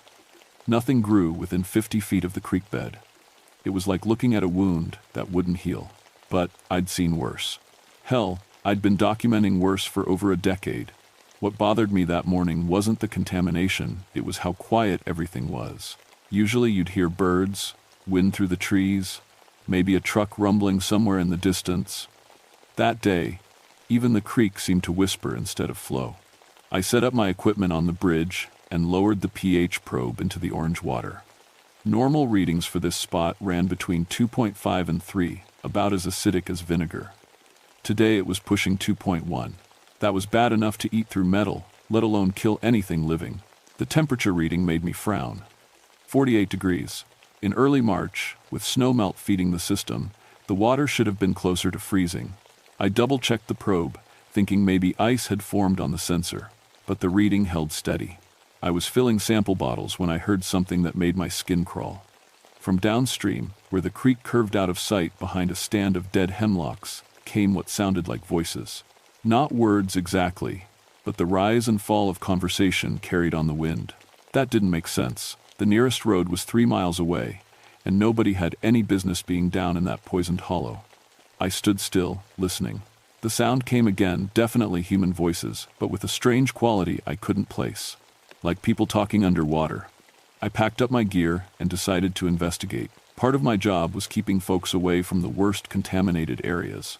Some people still tried to fish these streams, not understanding that even touching the water could give you chemical burns. The creek bank was treacherous, covered in slick orange sediment that had the consistency of wet clay. I picked my way downstream, following a deer path that skirted the edge of the contaminated zone. The voices got clearer as I walked, but I still couldn't make out actual words. Then I saw them. 3 figures stood in the middle of Sulphur Creek, about 100 yards ahead. They were facing away from me, perfectly still in water that should have been eating through their boots. The orange contamination swirled around their legs like fog. I called out, "Hey, you folks need to get out of there right now, that water's dangerous." They didn't move, didn't even turn around. I started walking faster, pulling my radio from my belt. "This is Ranger Blackstone at Monitoring Station 7. I've got civilians in a contaminated waterway, requesting backup and possible medical assistance." Static answered me. The radio was dead. When I looked up, the figures were gone. I stood at the edge of the creek, staring at the empty water. There were no footprints on either bank, no sign anyone had been there. But I knew what I'd seen. 16 years of working alone in remote locations hadn't made me start seeing things. I waded into the creek, ignoring the way the acidic water immediately started eating at my rubber boots. The current was stronger than it looked, trying to pull me downstream toward the dead hemlocks. The bottom was soft, covered in decades of contaminated sediment that squished between my toes. That's when I felt it something smooth and hard under the muck. I reached down and pulled up a piece of metal, corroded green with age. It looked like part of a mining helmet, the kind they used back in the 50s and 60s. But that didn't make sense. This was strip mining country. The deep mines were 20 miles south. I was examining the helmet fragment when the water around my legs suddenly turned warm. Not just warm, hot enough to feel through my boots. The orange contamination began to swirl faster, forming patterns that looked almost like faces. I got out of there fast, scrambling up the bank and not stopping until I reached my truck. My hands were shaking as I loaded the equipment, and it wasn't from the cold. Back at the ranger station that evening, I logged the unusual temperature readings and filed a report about possible trespassers in the contaminated zone. But I didn't mention the voices, or the figures in the water, or the way the contamination had seemed to move with purpose. 16 years of tracking poison had taught me to trust my instruments more than my eyes. But that night, lying in my bunk and listening to the wind howl through the mountains, I couldn't shake the feeling that something else was tracking me. The next morning brought Jenny Riverside to my office. She was a hydrologist from the State Environmental Agency, young and eager, and still convinced that science could fix everything mining had broken in these mountains. I liked her optimism, even if I'd lost most of mine years ago. "Daniel, I need to talk to you about yesterday's readings from Station 7, she said, spreading water quality charts across my desk. "The numbers don't make sense." I leaned back in my chair, sipping coffee that was strong enough to wake the dead. "Which numbers?" "All of them. pH, temperature, dissolved metals, everything spiked at the exact same time. That doesn't happen naturally. Even in contaminated systems, you don't get synchronized changes across all parameters." She was right, and it bothered me more than I wanted to admit. I'd been thinking about those readings all night, along with everything else I'd seen at Sulphur Creek. "Equipment malfunction?" I suggested. I thought so too, until I checked the other stations. 7 sites showed similar spikes yesterday morning, all within a 20-minute window, all in the Coal River drainage. Jenny pulled out a topographical map and marked the affected locations with red ink. When she connected the dots, they formed a rough circle around the old Blackstone mine, the operation that had been shut down after the 1970 accident. 23 men died in that collapse, I said quietly. Bodies were never recovered. I know the history, Daniel, but we're talking about water chemistry, not ghost stories. Something's contaminating the system beyond normal acid mine drainage. I need to collect samples from the source. I stood up and walked to the window, looking out at the mountains where snow still clung to the north faces. The source is a flooded mine shaft half a mile into terrain that'll kill you if you make one wrong step. The whole area is unstable, contaminated, and officially off limits. Then I'll need a guide who knows the area. No. Daniel? I said no. I've seen what that place does to people. 3 researchers have tried to study the Blackstone site in the past 10 years. One fell into a mine shaft and broke his back. One got lost for 2 days and came out babbling about voices in the water. The third one just disappeared. Jenny looked at me like I was being unreasonable. She was probably right. But unreasonable had kept me alive in these mountains for 16 years. "Look," I said, turning back to her. "Give me 48 hours. Let me check the remote monitoring equipment, see if I can narrow down what's causing the anomalies. If I find something concrete, we'll talk about a site visit." She agreed reluctantly, and I watched her drive away in her state-issued sedan, wondering if I'd just condemned myself to another trip to Sulphur Creek. That afternoon, I loaded my truck with extra equipment backup, pH meters. a portable spectrometer, even an old Geiger counter I'd borrowed from the nuclear waste division. If something new was contaminating the system, I was going to document every trace of it. The drive to Station 7 felt different this time. The road seemed longer, darker, even though it was barely past noon. Clouds had moved in from the west, bringing the kind of gray overcast that made the mountains feel like they were closing in. I parked at the bridge and immediately noticed the smell sulfur mixed with something else, something organic and rotting. The orange water was flowing faster than it had yesterday, carrying foam that looked almost like soap bubbles. The temperature probe registered 52 degrees, 4 degrees warmer than yesterday, and the air temperature was only 38. Heat was coming from somewhere underground, and that meant either geothermal activity or something a lot worse. I was setting up the spectrometer when I heard the voices again. This time they were closer, and I could almost make out words. It sounded like singing a low, rhythmic chant that seemed to come from the water itself. I followed the sound downstream, past the dead hemlocks to where Sulphur Creek joined a larger tributary called Devil's Branch. The confluence was where the real contamination started. Devil's Branch ran clean and cold from the mountains, but the moment it mixed with Sulphur Creek, the water turned that characteristic orange and started eating everything in its path. Fish bones littered the banks, bleached white by the acid. That's where I saw him. A man in mining coveralls stood chest deep in the contaminated water where the two streams met. His back was to me, and he was completely motionless except for his mouth, which was moving in time with the chanting I'd been hearing. "Sir," I called out. "You need to get out of there immediately." He turned around. His face was wrong. Not just dead, that would have been bad enough. His skin was the same orange color as the contaminated water, and his eyes were solid white. When he opened his mouth, orange liquid poured out instead of words. I stumbled backward, grabbing for my radio. Static filled the channel, but underneath it I could hear more voices, dozens of them, all chanting in that same underwater rhythm. The thing in the water started walking toward me.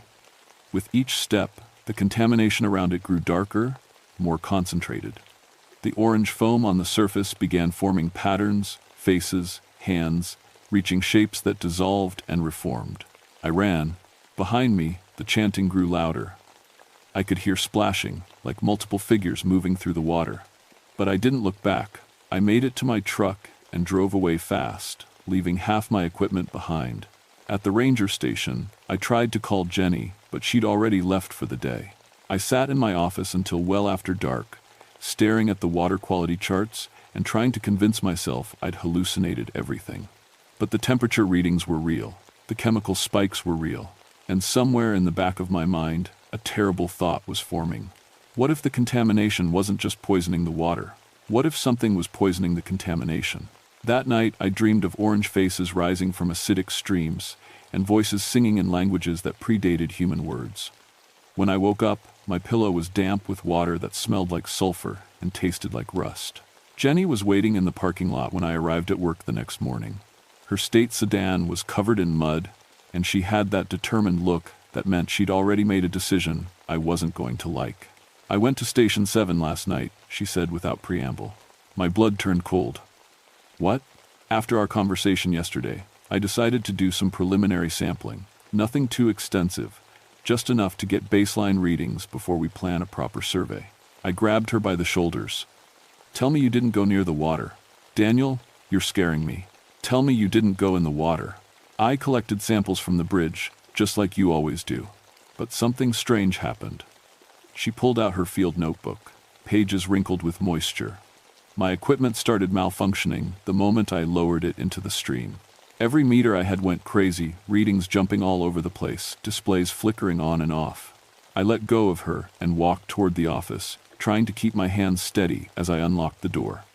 Equipment problems happen. Acidic water plays hell with electronics. That's what I thought until I processed the samples. She followed me inside and spread lab results across my desk. The numbers made no sense. Heavy metal concentrations were off the charts, levels that should have been impossible in a natural system. But it was the organic compounds that made my throat dry. "Proteins," I said, reading the analysis sheet. "You found proteins in acid mine drainage. Human proteins. Blood proteins, specifically."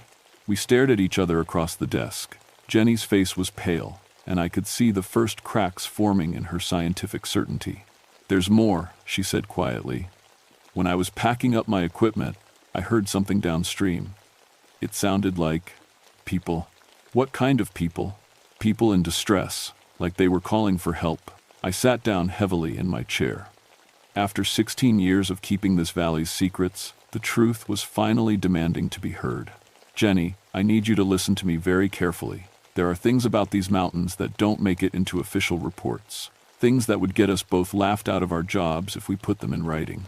"What kind of things?" "The kind that explain why human proteins are showing up in water that's been dead for 30 years. I told her everything. The voices, the figures in the water, the man with orange skin and white eyes.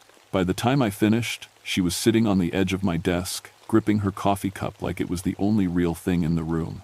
"You're telling me there are ghosts in Sulphur Creek?" "I'm telling you there's something in that water that shouldn't exist, and it's getting stronger. Your readings prove it." "Daniel, this is insane." "Is it? You're a scientist.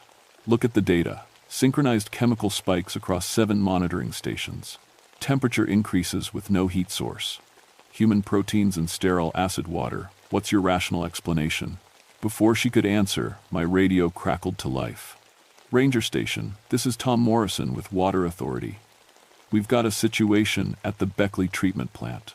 You need to get down here right away." Tom Morrison had been treating water in the Coal River Basin for 25 years. If he was calling me directly instead of going through dispatch, something was seriously wrong. Jenny and I drove to the treatment plant in her sedan, following the winding road that paralleled the main stem of Coal River. The plant sat in a valley where 3 major tributaries converged, including Devil's Branch and Sulphur Creek. Tom met us at the gate, his usually calm demeanor replaced by barely controlled panic. "Started about 2 hours ago," he said, leading us toward the main building. "Every sensor in the intake system went red at the same time. We've never seen contamination levels like this." The control room looked like something from a disaster movie. Warning lights flashed across every panel, and technicians moved frantically between workstations, trying to isolate the source of the contamination. "Show them Tank 3, Tom said to one of his operators. The man led us to an observation window overlooking one of the settling tanks. The water inside was dark orange, almost red, and it was moving in ways that defied fluid dynamics. Currents spiraled and swirled without any mechanical agitation, forming patterns that looked disturbingly organic. "We've isolated the intake valves," the operator explained, "but the contamination is spreading through the system anyway. It's like the water itself is alive." Jenny pressed her face against the window. "What's that floating in there?" I looked where she was pointing and felt my stomach drop. Objects were rising to the surface of Tank 3, not debris or sediment, but shapes that looked like mining equipment. Hard hats, lunch pails, and what might have been part of a lamp assembly. 23 men died in the Blackstone mine collapse, I said quietly. Their bodies were never recovered. Tom looked at me sharply. "You think this is connected to the old mining accident?" "I think something's been building pressure in these watersheds for 30 years, and it's finally breaking through." As if responding to my words, the contaminated water in Tank 3 began to glow with a faint phosphorescent light.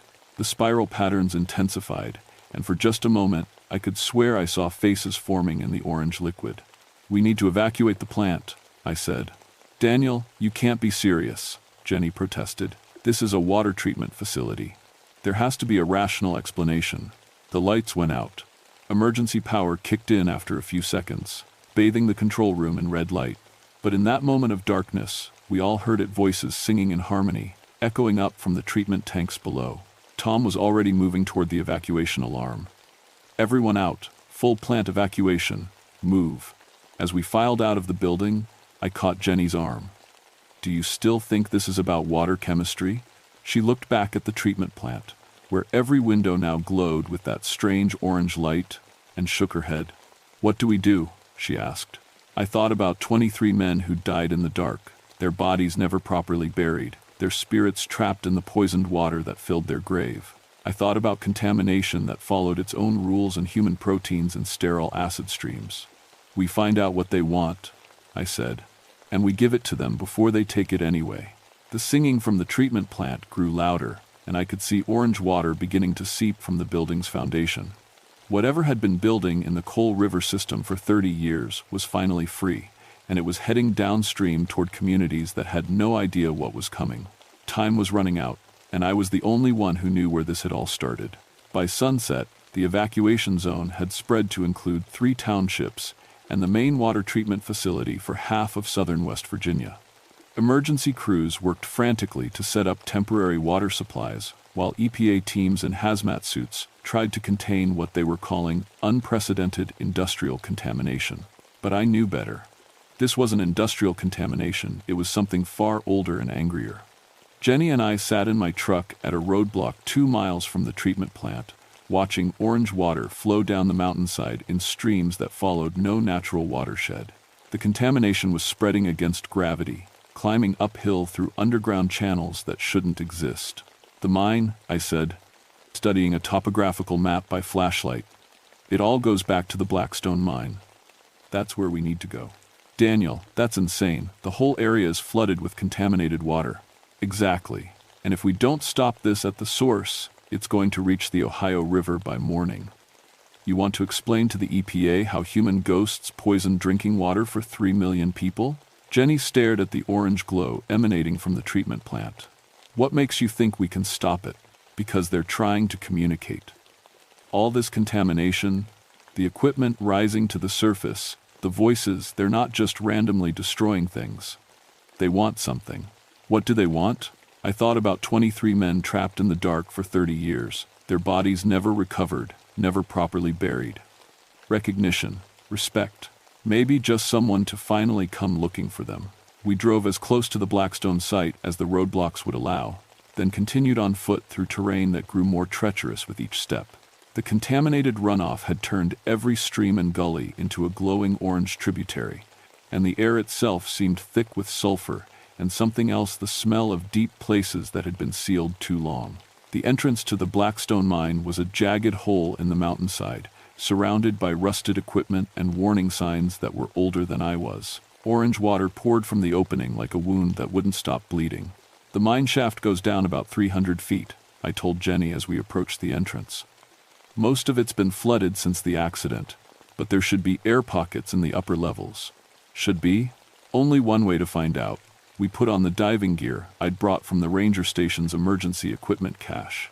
It wasn't much basic scuba tanks and masks, but it might give us enough time to reach whatever was at the bottom of this mystery. The water inside the mine was warm, almost hot, and it glowed with that same phosphorescent light I'd seen at the treatment plant. Visibility was maybe 6 feet in the contaminated liquid, but I could make out the shape of mining rails disappearing into the depths. We descended slowly, following the flooded tunnel deeper into the mountain. The water pressure increased with each foot, but so did something else, a sense of presence, like we were being watched by dozens of unseen eyes. 50 feet down, we started finding equipment. Mining helmets, tool belts, lunch boxes, all perfectly preserved in the acidic water that should have destroyed them decades ago. They were arranged in neat rows along the tunnel walls, like a museum display. At 100 feet, we found the first body. He sat in a mining cart, his coveralls and hard hat intact, his face turned toward the tunnel entrance as if he'd been waiting for someone to come looking. His skin had the same orange coloration I'd seen on the figure at Sulphur Creek, and his eyes were solid white. But he wasn't decomposed. After 30 years in contaminated water, he looked like he'd died yesterday. Jenny grabbed my arm and pointed deeper into the tunnel. More figures sat in mining carts, lined up like passengers on a train that would never reach the surface. 23 men, exactly as they'd been when the roof collapsed and the water rushed in. The tunnel opened into a larger chamber where the main shaft had been. This was where they'd been trapped, where they'd waited as the water rose and the air ran out. Emergency lights still functioned somehow, casting shifting shadows on the walls. And in the center of the chamber, carved into the rock face, was a message. "We are still here. We are still waiting." The words were surrounded by names, all 23 miners who had died in the collapse. Below each name was a date, and I realized with growing horror that they weren't death dates. They were the dates when each man's family had stopped coming to visit the mine memorial on the surface. The last visitors had been 5 years ago. Jenny pointed to her air gauge. We were already at half tanks. But before we could begin our ascent, the water around us began to glow brighter. The 23 figures in their mining carts turned their heads in perfect unison, looking directly at us. One of them raised his hand and pointed deeper into the mine. Against every instinct screaming at me to get out, I followed his gesture. At the back of the chamber, partially hidden by fallen timber, was another tunnel. But this one led up, not down. We swam through the opening and immediately felt the water pressure decrease. The tunnel angled sharply upward, and after 50 feet of swimming, our heads broke the surface into an air pocket that shouldn't have existed. We were in a natural cave that connected to the mine system. Emergency lights lined the walls, powered by some unknown source, and the air was breathable despite the sulfur smell. But what caught my attention wasn't the impossible preservation of the space, it was what hung on the cave walls. Photographs, hundreds of them, all showing the same thing. The memorial service for the lost miners that had been held every year until people stopped coming. Families aging and diminishing, flowers withering on the memorial stone, the gradual abandonment of memory. "They've been watching," Jenny whispered. "All these years, they've been watching people forget." A voice behind us made us both spin around.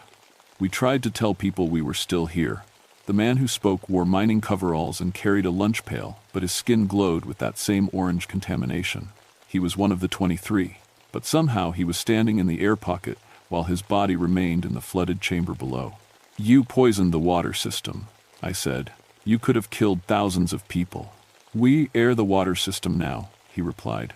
"Our blood, our bones, our voices, it all flows through these mountains. When people forgot about us, we had to make them remember. What do you want?" He gestured to the photographs on the cave walls. "What any dead man wants, to be properly buried, to be remembered, to finally rest." Jenny stepped forward. "How do we help you?" The miner's expression softened. "Bring people back to the memorial. Tell them we're still here, still part of these mountains. Let our families know where we are. And if we do that, then we can stop poisoning the water you need to live."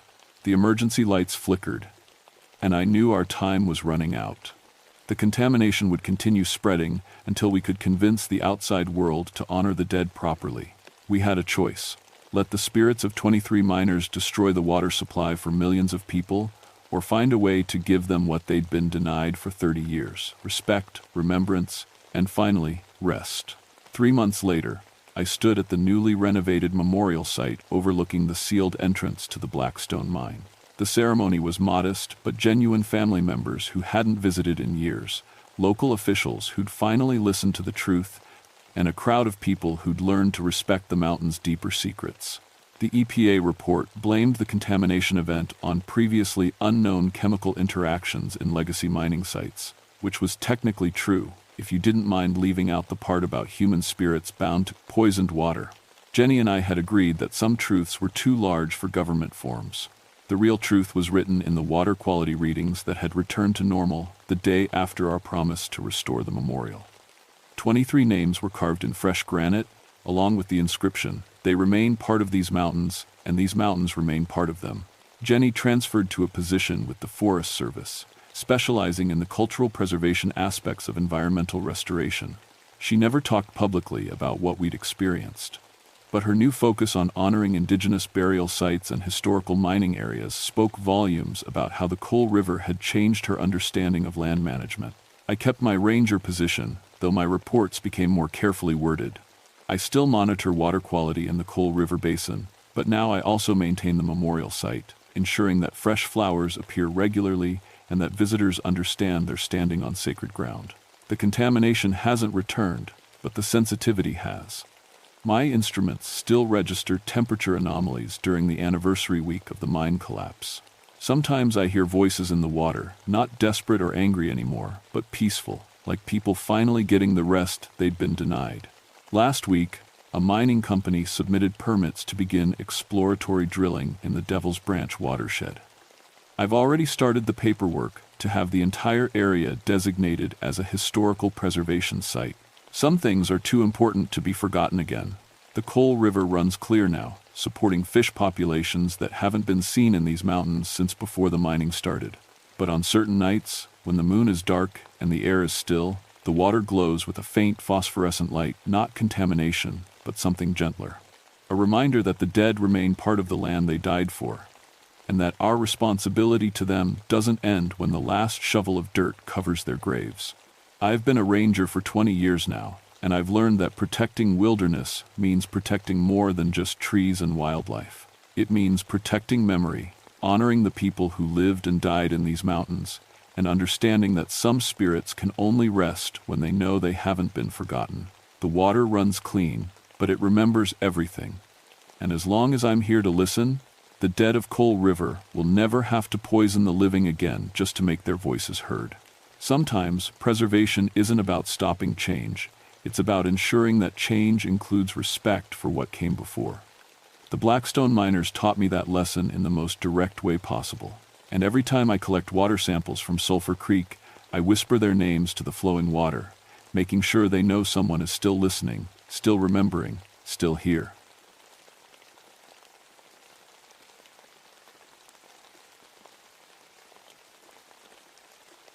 My name is Rebecca Thornbush, and I've been a park ranger for 19 years. People always ask me about the name. Yes, it's real, and yes, my parents had a sense of humor about it. But after what happened at Harvest Moon Gap in October 1975, I don't find it funny anymore. I work the Blue Ridge Parkway in North Carolina, specifically the remote sections where most folks never venture. My specialty is wildlife rehabilitation and nocturnal animal research. I've got veterinary training, and I know these mountains like the back of my hand. Every owl call, every deer trail, every predator that hunts after dark, I've documented them all. Or so I thought. The research station sits 30 miles from the nearest settlement, perched on a ridge overlooking what locals call Harvest Moon Gap. It's beautiful country, mixed hardwood forest with limestone caves scattered through the hillsides. The Cherokee used to consider this area sacred, full of burial mounds and old hunting grounds. White settlers who came later whispered stories about things that weren't quite human roaming these ridges. I never paid much attention to the folklore. Science was my religion, and I had work to do. October came early that year, the leaves turning brilliant orange and red by the first week. The harvest moon was set to peak on the 15th, and I planned to use the extra light for my nocturnal predator study. I'd set up motion-triggered cameras along the natural hunting corridors, the game trails where deer moved between feeding and bedding areas. My research assistant that season was Mark Wolfbane, a graduate student from the State University. Another one of those names that seemed too perfect to be real, but Mark was good people. 24 years old, eager to learn, and not afraid of spending weeks in the wilderness with just radio contact to the outside world. "You really think we'll get anything interesting on these cameras?" Mark asked as we checked the battery levels on our equipment. He was tall and lean, with dark hair and intense brown eyes that seemed to catch every movement in the forest. "Depends what you call interesting," I said, adjusting the camera angle to cover a well-worn deer path. Last year I documented a black bear teaching her cubs to fish in Whisper Creek. Year before that, I caught footage of a mountain lion that wasn't supposed to exist this far east. Mark grinned. "Maybe we'll get lucky and film Bigfoot." I laughed, but something in his tone made me glance at him twice. There was an odd expression on his face, like he was testing me somehow. "Stick to real animals, kid," I said. "They're plenty mysterious, without inventing new ones." The first week went smoothly.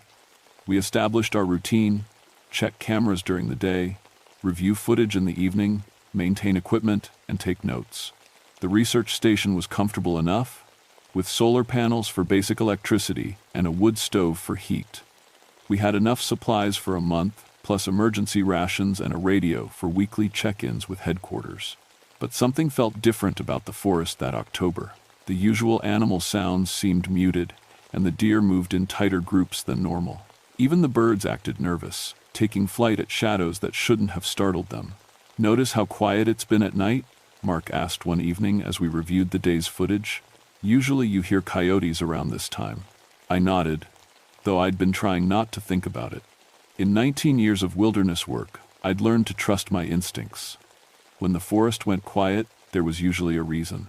"Could be anything," I said. "Weather change, food source disruption, new predator moving through the area." "New predator?" I shrugged. "Mountain lions are making a comeback. Maybe one's claimed this territory." But I knew it wasn't a mountain lion. The silence was too complete, too unnatural. Even apex predators didn't shut down an entire ecosystem like this. That night, as wind rattled the station's windows and October cold crept through the walls, I lay awake listening to nothing. No owl calls, no rustling leaves from small mammals foraging, no distant coyote songs. Just silence, deep and waiting. And somewhere in that silence, I could have sworn I heard footsteps circling our station. Not the random wandering of deer or the purposeful tread of bears, but something else. Something that walked on two legs and stopped every few minutes, as if it was studying us. When morning came, I found tracks in the soft earth around our building. They looked almost human, except for the size and the strange, elongated shape of the toes. I measured them carefully and took photographs, but I didn't mention them to Mark. Not yet. I'd been documenting nocturnal predators for years, but these tracks suggested I was about to encounter something that didn't fit in any field guide. Something that might be documenting us right back.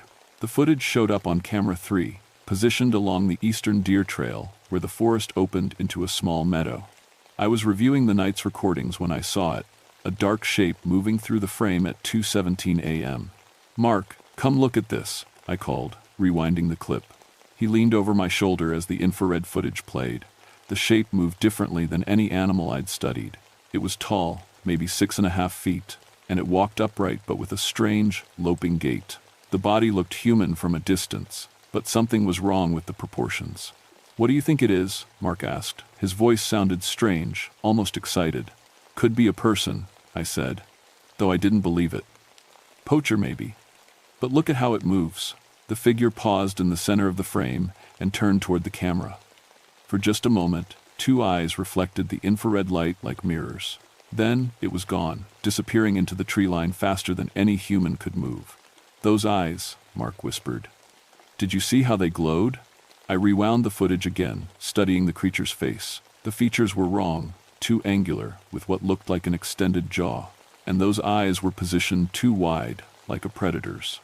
"We need to move this camera," I said. "Get a better angle on that trail. Or we could set up there in person," Mark suggested. "Tonight. See what comes back." I stared at him. "Are you out of your mind? We don't know what that thing is." "Exactly. That's why we need to study it." There was something in his tone that bothered me, an eagerness that seemed out of proportion to scientific curiosity. But he was right about one thing. We needed more information. That afternoon, we hiked out to relocate the camera. The forest felt even quieter than before, and I noticed Mark kept sniffing the air like he was tracking something by smell. "You coming down with something?" I asked. "No. Why?" "You keep." "Never mind." We found the spot where the creature had paused. The ground was soft from recent rain, and I could make out partial prints in the mud. They were definitely not human, too long, with claw marks at the tips. "Beck," Mark said from a few yards away. "Look at this." He was kneeling beside a large oak tree, pointing at deep scratches in the bark about 8 feet off the ground. The marks looked like claw gouges, but they were too high and too large for any animal I knew. "Territory marking," I said, though the words felt hollow. "Some kind of bear, maybe." "Bears don't scratch that high," Mark said. "And look at the spacing. Those claws are huge." I photographed the marks and took measurements, but my hands were shaking. In 19 years of wildlife work, I'd never seen anything like this. The scratches were fresh, made within the last day or two. As we worked, I became aware of a smell, musky and wild, like wet dog mixed with something else.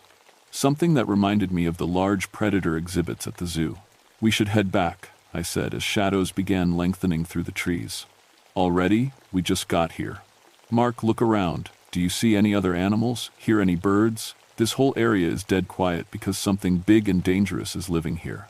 He looked disappointed, but he helped me finish setting up the new camera position. As we packed our gear, I noticed him glancing back at the claw marks repeatedly. The walk back to the station felt longer than usual. Every shadow seemed to hide a watching presence, and I found myself checking over my shoulder constantly. Mark, on the other hand, seemed energized. He moved through the forest with new confidence, like he belonged here in a way I didn't. That night, I locked the station doors for the first time since arriving. Mark noticed but didn't comment.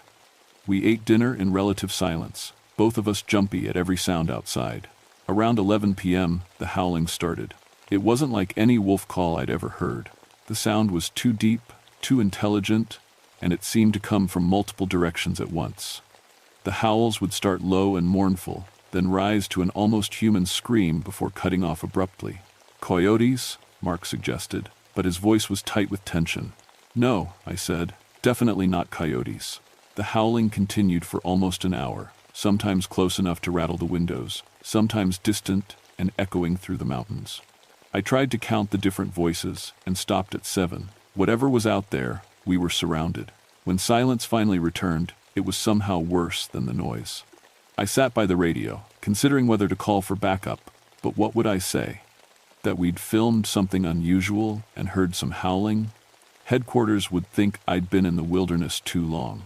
Around 2 a.m., something large walked across our roof. The footsteps were deliberate and heavy, moving from one end of the building to the other. Then they stopped directly over our sleeping area and stayed there for several minutes. Mark grabbed my arm.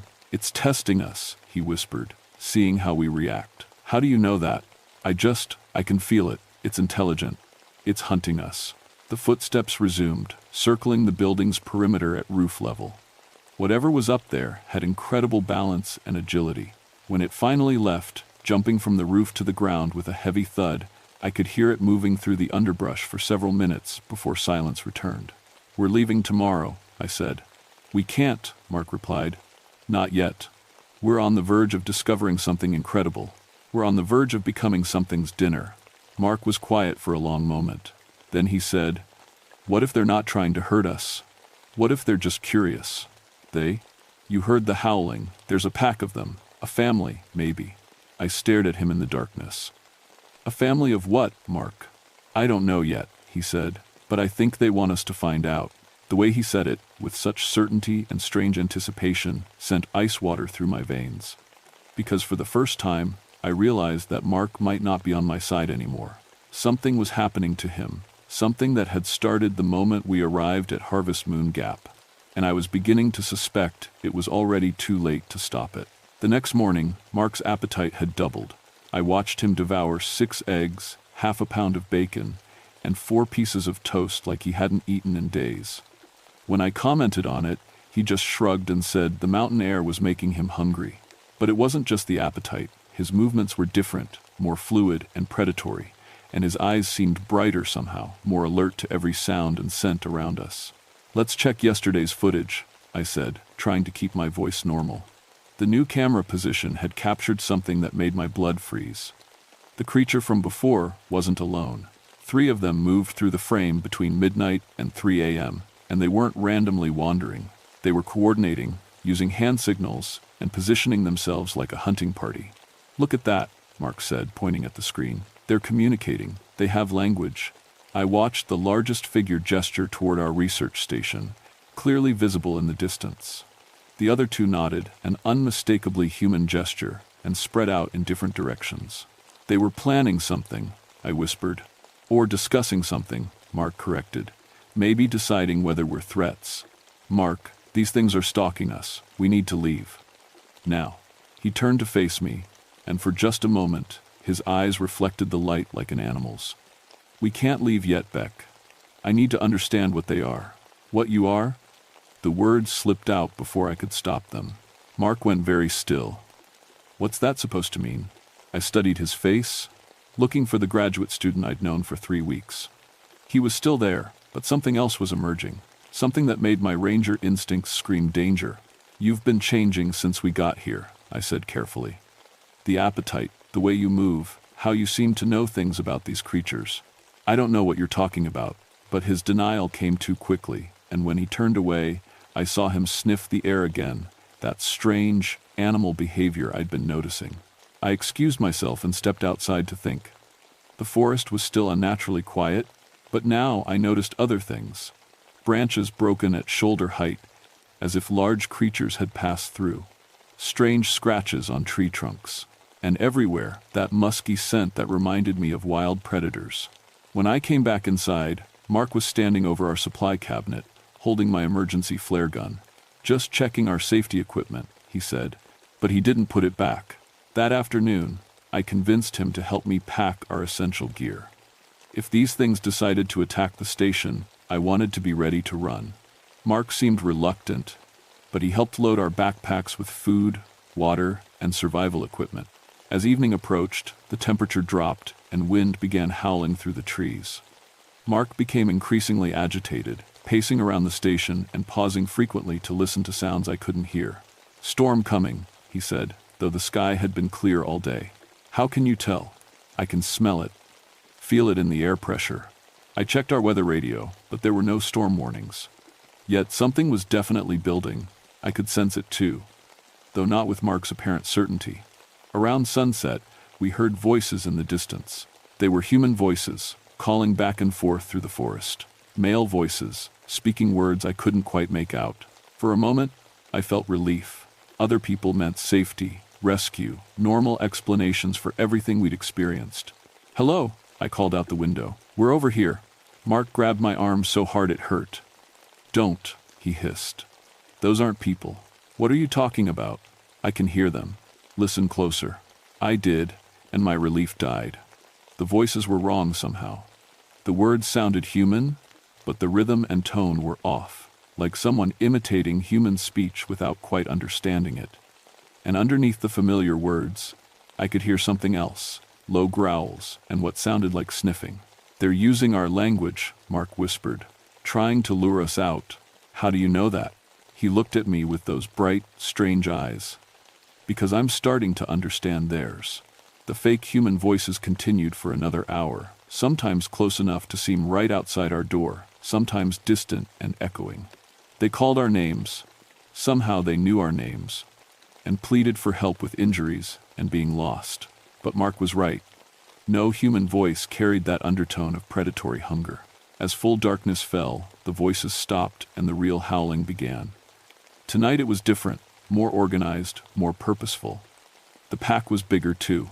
I counted at least 10 distinct voices, all calling to each other in complex patterns that sounded almost like language.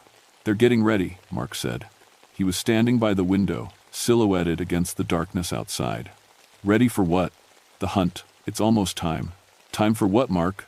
He turned to face me, and in the dim light from our solar lantern, I saw that his face had changed.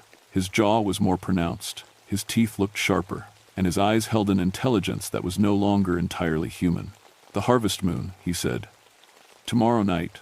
That's when they hunt." "Who hunts?" "We do." The word "we" hung between us like a death sentence. Because I finally understood what was happening to Mark, and why these creatures had been circling us for days. They hadn't been planning to kill us. They'd been planning to recruit us. And with Mark, they were succeeding. Outside, the howling reached a crescendo that shook the station's walls. Through the window, I could see shapes moving between the trees, tall, angular figures that walked upright but moved with animal grace. They were waiting for tomorrow night's full moon, waiting for Mark's transformation to complete. And then, they would come for me. I looked at Mark, standing by the window like he was already one of them, and realized I had less than 24 hours to figure out how to survive what my research partner was becoming. The Harvest Moon Hunters had found their newest member. Now they were coming to collect their prize. By morning, Mark's transformation had accelerated beyond any possibility of denial. I woke to find him crouched by the window, perfectly motionless, watching the forest with predatory intensity. His hair had grown noticeably longer overnight, and when he turned to look at me, I saw that his canine teeth had elongated into unmistakable fangs. "They're beautiful," he said, gesturing toward the tree line where several tall figures stood watching our station. "Once you understand what they are." I could see them clearly now in the morning light, 7 creatures that looked almost human but wrong in fundamental ways. Their limbs were too long, their faces too angular, their movements too fluid. They stood without moving for hours, simply watching and waiting. "What are they, Mark?" "Mountain people," he said. "The original inhabitants. They never left. They just adapted." "Adapted to what?" "Hunting humans." His voice carried no shame or horror, just matter-of-fact acceptance. "We encroached on their territory, so they learned to hunt us. But they're not monsters, Beck. They're family." I backed toward our equipment cache, moving slowly so as not to trigger whatever predatory instincts Mark was developing. "How long have you known?" "Since the first night." I could smell them on the wind, hear their calls in the howling. Something inside me recognized them. He smiled, and his new fangs caught the light. Something inside me wanted to join them. "This is impossible." People don't just transform into what? What word are you looking for, Beck? Werewolves, I whispered. Mark laughed, a sound that carried an odd harmonic, like a howl disguised as human amusement. Not werewolves, something older. Something that was human once, but chose to become something better. Through the window, I watched the creatures begin moving closer to our station. They moved with pack coordination, spreading out to surround the building while maintaining careful distances from each other. They're going to kill me, I said. No, Mark replied. They're going to offer you the same choice they offered me. Join the family or leave the territory forever. And if I refuse both options? Mark's expression darkened. Then you become prey. I grabbed my backpack and the flare gun, backing toward the rear door of the station. Mark made no move to stop me, but he tilted his head like he was listening to something. They can track you anywhere in these mountains, he said. Running will just make it more interesting for them. What would you do, Mark? If you were still human, what would you tell me to do? For just a moment, something flickered in his eyes, a trace of the graduate student I'd known. Silver, he whispered. They're afraid of silver, and they can't cross running water under moonlight. Then the moment passed, and his expression hardened again. But that won't help you tonight. Tonight is the harvest moon, and I'll be hunting with them. I bolted for the back door. The forest exploded into motion around me. I could hear the pack communicating in their strange howling language, coordinating the hunt as I crashed through the underbrush. My ranger training kicked in, and I used every trick I knew, doubling back on my trail, moving through streams to break my scent, climbing rocks to avoid leaving footprints. But they were better. I could hear them moving parallel to my course, staying just out of sight but close enough to let me know they were there. They were herding me, I realized, pushing me away from the main trails and towards some destination of their choosing. As the sun began setting, I found myself at the edge of Whisper Creek, the same stream where I'd filmed bears fishing the year before. The water ran fast and clear over limestone rocks, heading down toward the valley. Behind me, howling filled the forest as the creatures called to each other in the gathering darkness. I could see shapes moving between the trees, and one of them was definitely Mark. He moved differently now. His gait had become the same loping stride I'd seen on the camera footage. The harvest moon rose huge and orange above the mountain peaks, casting everything in an eerie light. As its rays touched the creatures in the forest, I saw their final transformation begin. Their human features melted away, replaced by elongated skulls and powerful jaws filled with predatory teeth. Their hands became clawed, their spines curved into hunting postures. Mark emerged from the trees at the edge of the clearing, no longer recognizably human. He was beautiful in a terrible way, perfectly adapted for killing, graceful and deadly and utterly alien. "Last chance, Beck," he called, his voice now carrying harmonics that made my bones ache. "Join us, or run forever." I looked at the creature that had been my research assistant, then at the pack spreading out behind him. 7 apex predators, each one capable of tracking and killing humans with supernatural efficiency. But I was a park ranger with 19 years of wilderness experience. I'd studied predators my entire career, and I knew their weaknesses as well as their strengths. "I'll take option 3, I said, raising the flare gun.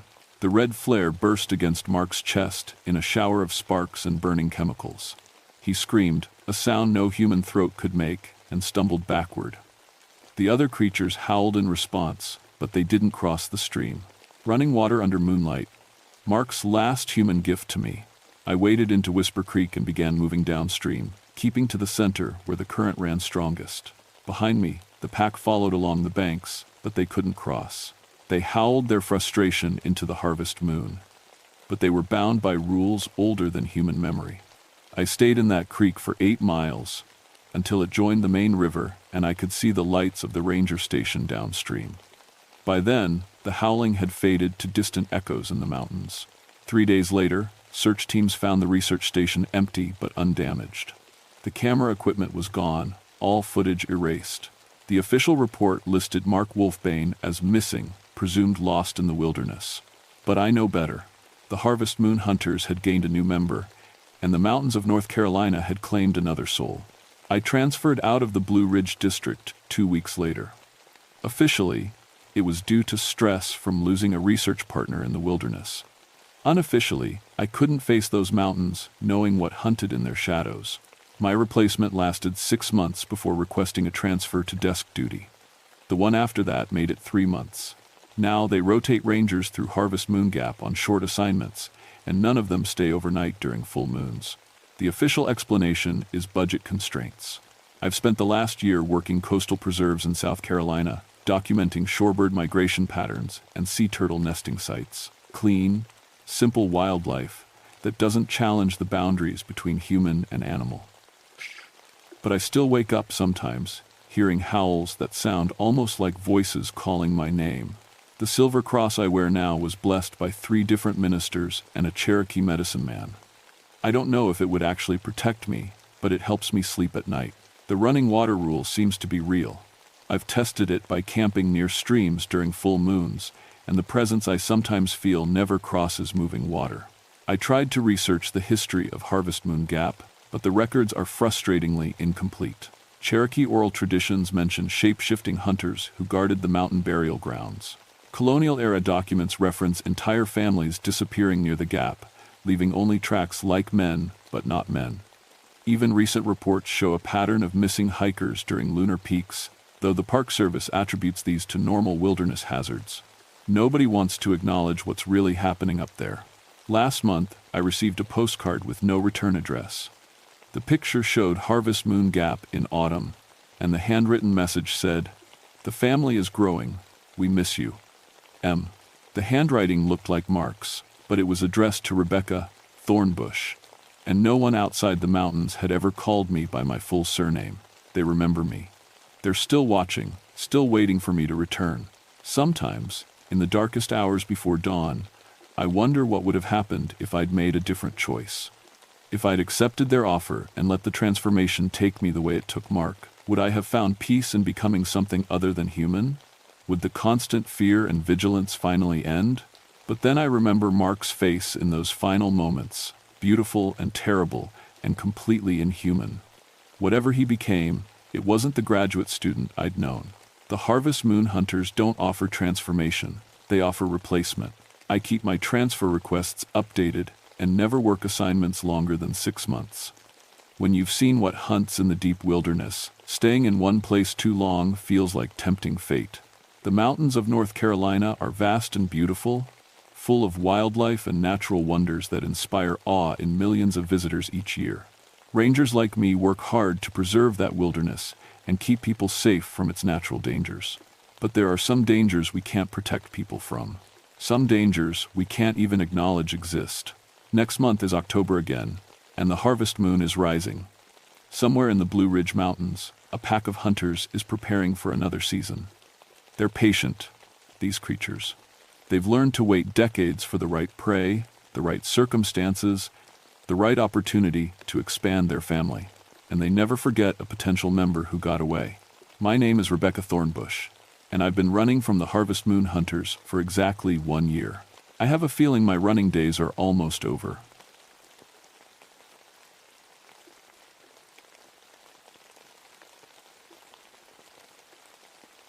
My name is Michael Darkwood, and I've been a ranger on the Appalachian Trail for 12 years. Before that, I worked as an EMT for 6 years. I've seen broken bones, heart attacks, snake bites, and hikers who got lost for days. I thought I'd seen everything the mountains could throw at people. I was wrong. The section I patrol covers 30 miles of trail through central Pennsylvania. Most of it's normal hiking terrain, rocky paths, dense forest, creek crossings, but there's one spot that's different. We call it the Screaming Tunnel. It's an old railroad tunnel that goes straight through Pine Ridge Mountain. Built back in the 1922. It's about half a mile long and carved right through solid rock. The trail runs through it now, but no trains have used those rusty tracks for over 60 years. Hikers love it. They think it's cool to walk through this dark tunnel in the middle of nowhere. Most of them don't know why the train stopped coming. On July 14th, 1926, a passenger train derailed inside that tunnel. 67 people died. The mountain walls trapped the steam and smoke. People couldn't breathe. They couldn't escape. The screaming echoed for hours before rescue crews could reach them. After that accident, 3 more trains derailed in the same spot over the next 2 years. Nobody could figure out why. The railroad company finally gave up and abandoned the tunnel. The state turned it into part of the hiking trail in 1965. I've walked through that tunnel hundreds of times. It's perfectly safe now. The trail surface is smooth and well maintained. We put emergency lights every 100 feet. There are call boxes at both ends that connect to our ranger station. But I always feel uneasy in there. The air is different. Even on hot summer days, it's cold inside the tunnel. Your voice echoes strangely. Sometimes you hear sounds that don't make sense, like water dripping when the tunnel is bone dry, or wind moving when there's no wind. The bats don't help. Thousands of them hang from the ceiling. During the day, they're quiet, but their presence makes the darkness feel alive and watching. Other rangers joke about it. They say the screaming tunnel is haunted. They tell hikers ghost stories about phantom trains and passenger screams. Most people laugh it off. I never found it funny. My partner Lisa Stonepath and I were doing our regular Monday morning patrol on July 15th, 1987. It was already hot at 8 a.m., and the weather report predicted thunderstorms later. Summer storms in the mountains can be dangerous.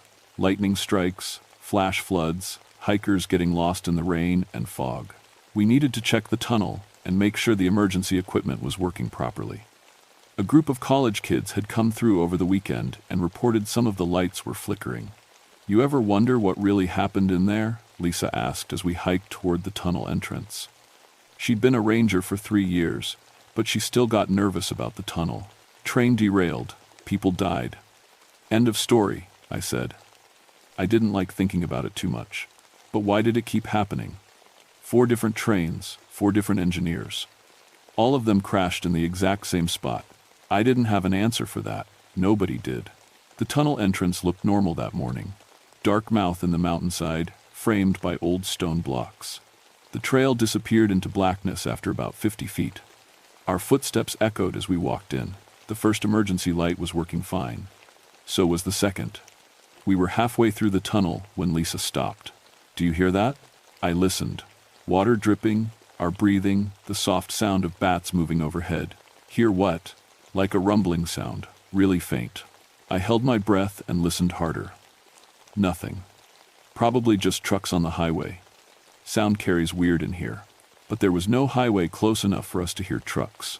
We checked the rest of the lights and both call boxes. Everything was working. We were walking back toward the entrance when I heard it too. A low rumbling sound, coming from deeper in the tunnel. It sounded like a train. "There's no train," I told myself out loud. My voice echoed strangely in the darkness. The rumbling got louder. It definitely sounded like a locomotive getting closer. Heavy metal wheels on railroad tracks, the steam engine chugging. Lisa grabbed my arm. "Mike, we need to get out of here." We started walking faster toward the exit. The sound was growing louder behind us. I could hear other noises now.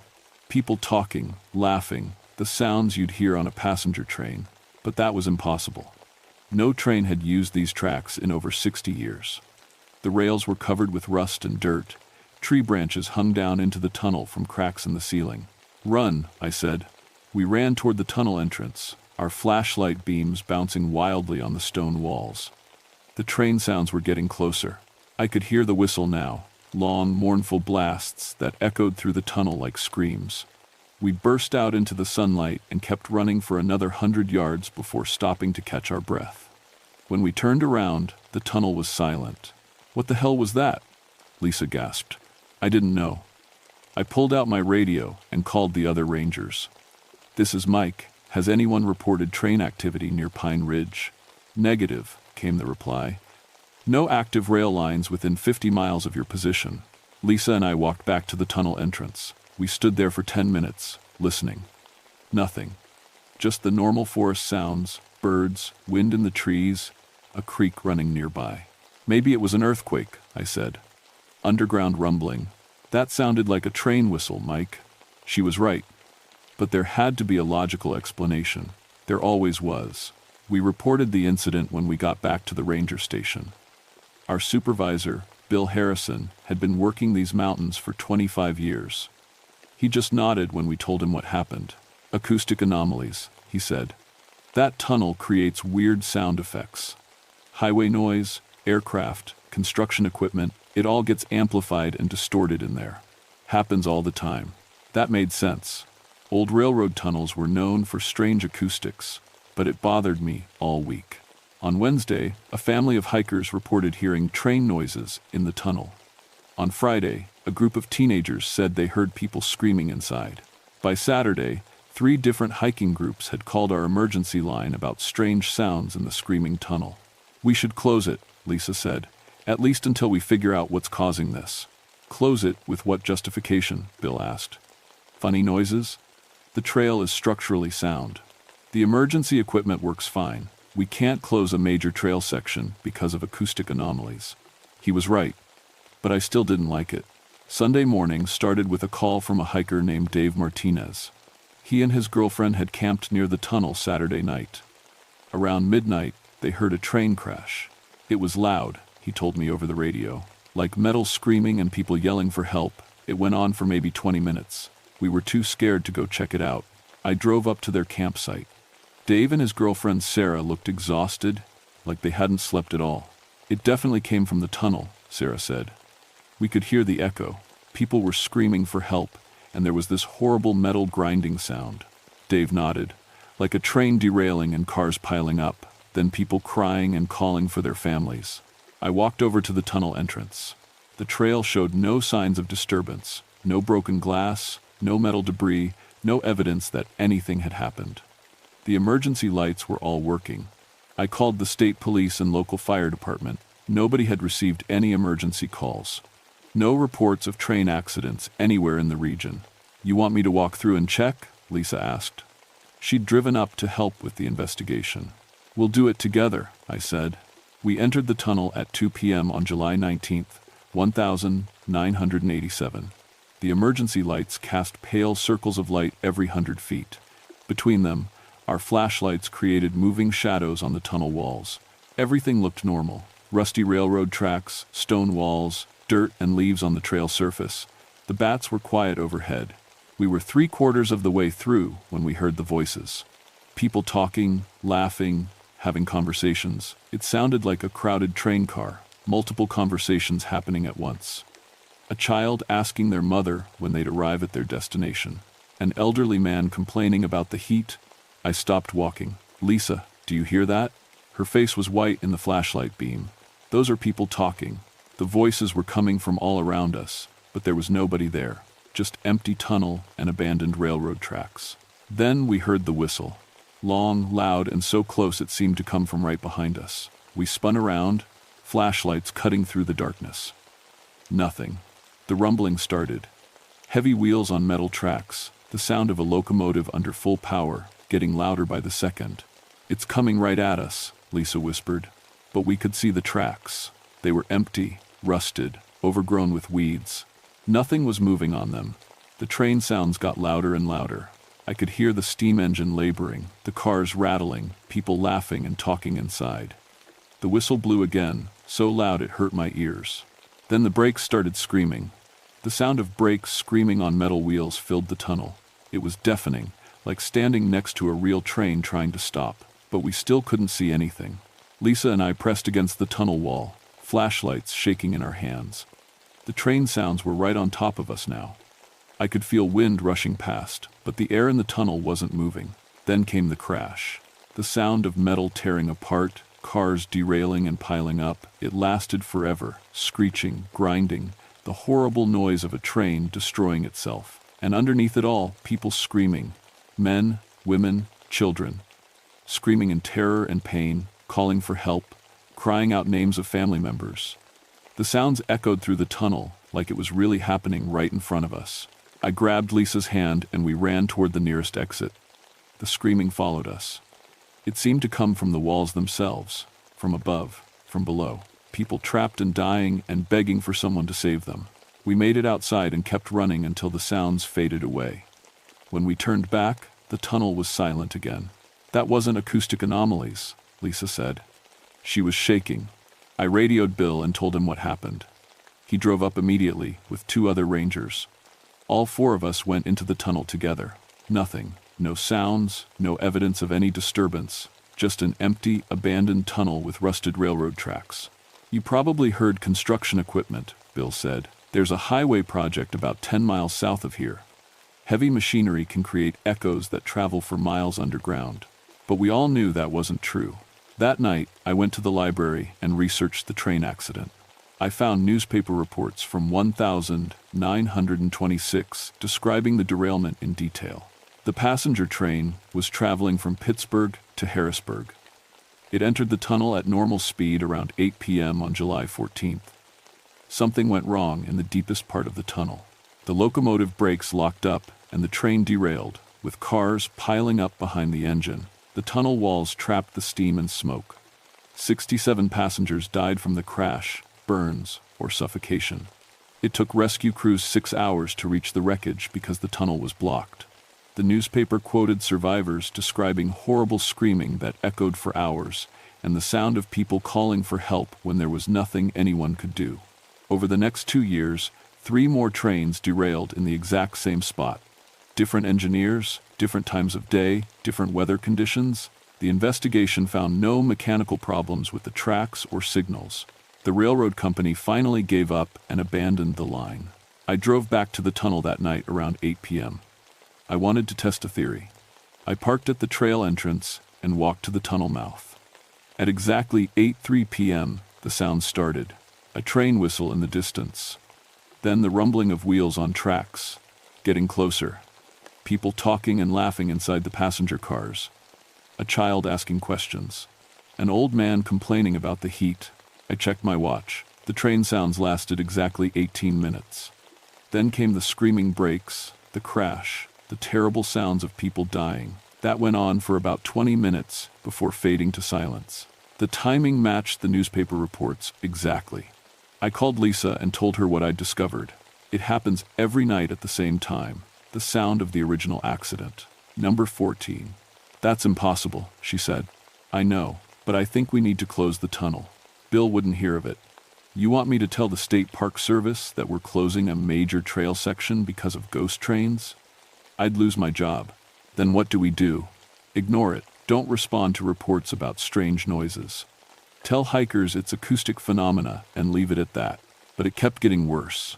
More hikers reported hearing the phantom train. Some said they saw lights moving through the tunnel at night, like train car windows lit up from inside.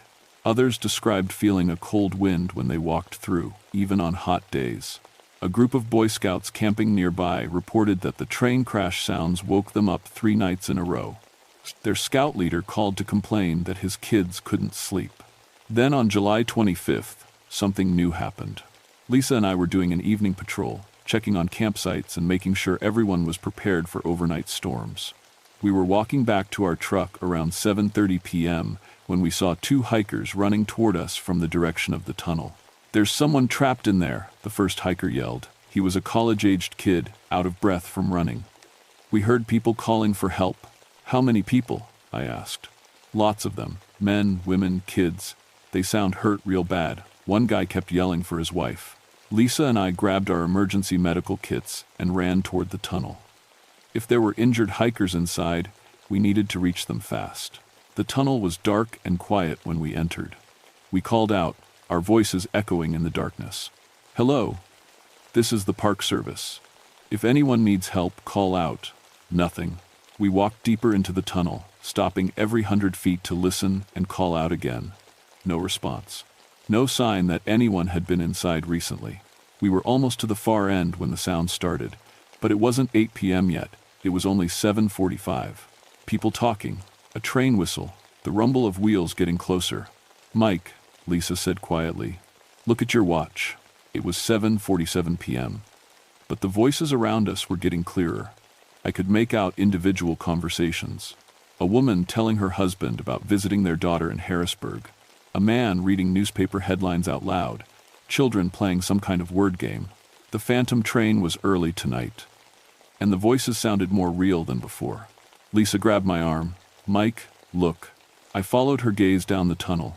In the distance, I could see a faint glow, like light coming from windows. The glow was getting brighter, moving toward us. The light was moving fast. I could see shapes now, the outline of a locomotive headlight, and behind it, rectangles of yellow light that looked like passenger car windows.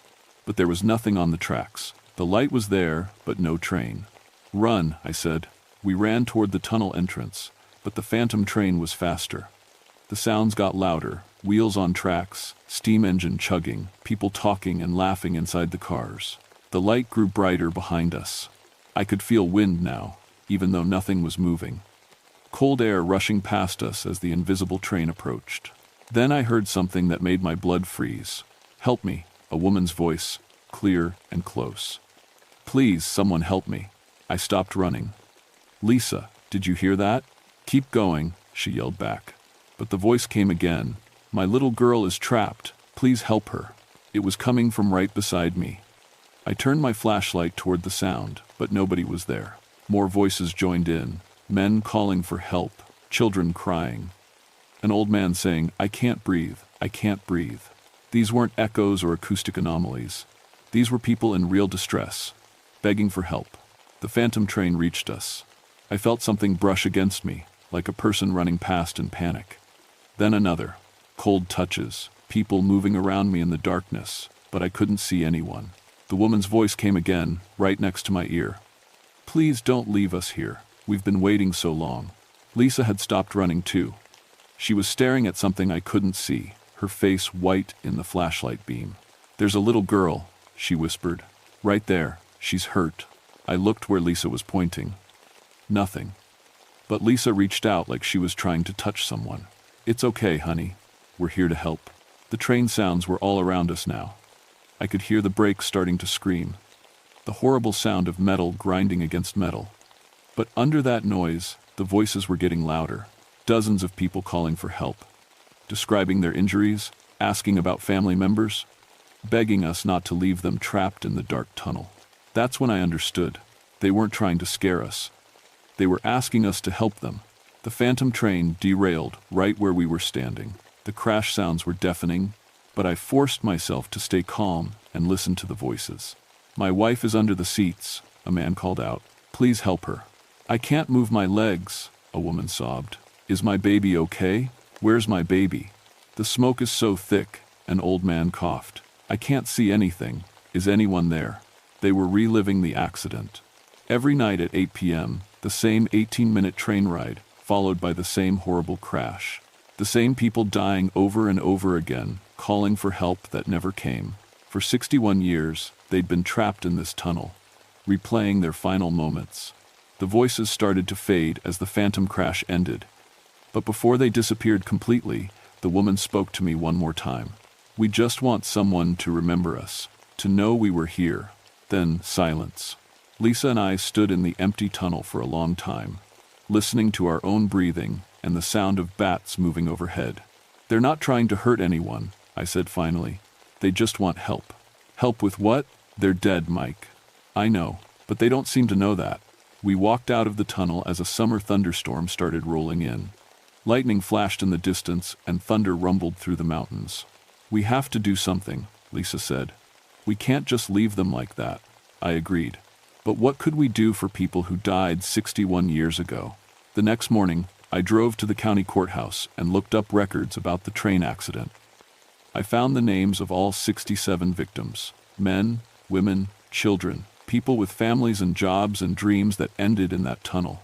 There was no memorial marker, no plaque or monument remembering what happened there. The railroad company had abandoned the site and tried to forget about it. When the state turned it into a hiking trail, they hadn't mentioned the accident in any of the trail guides or historical information.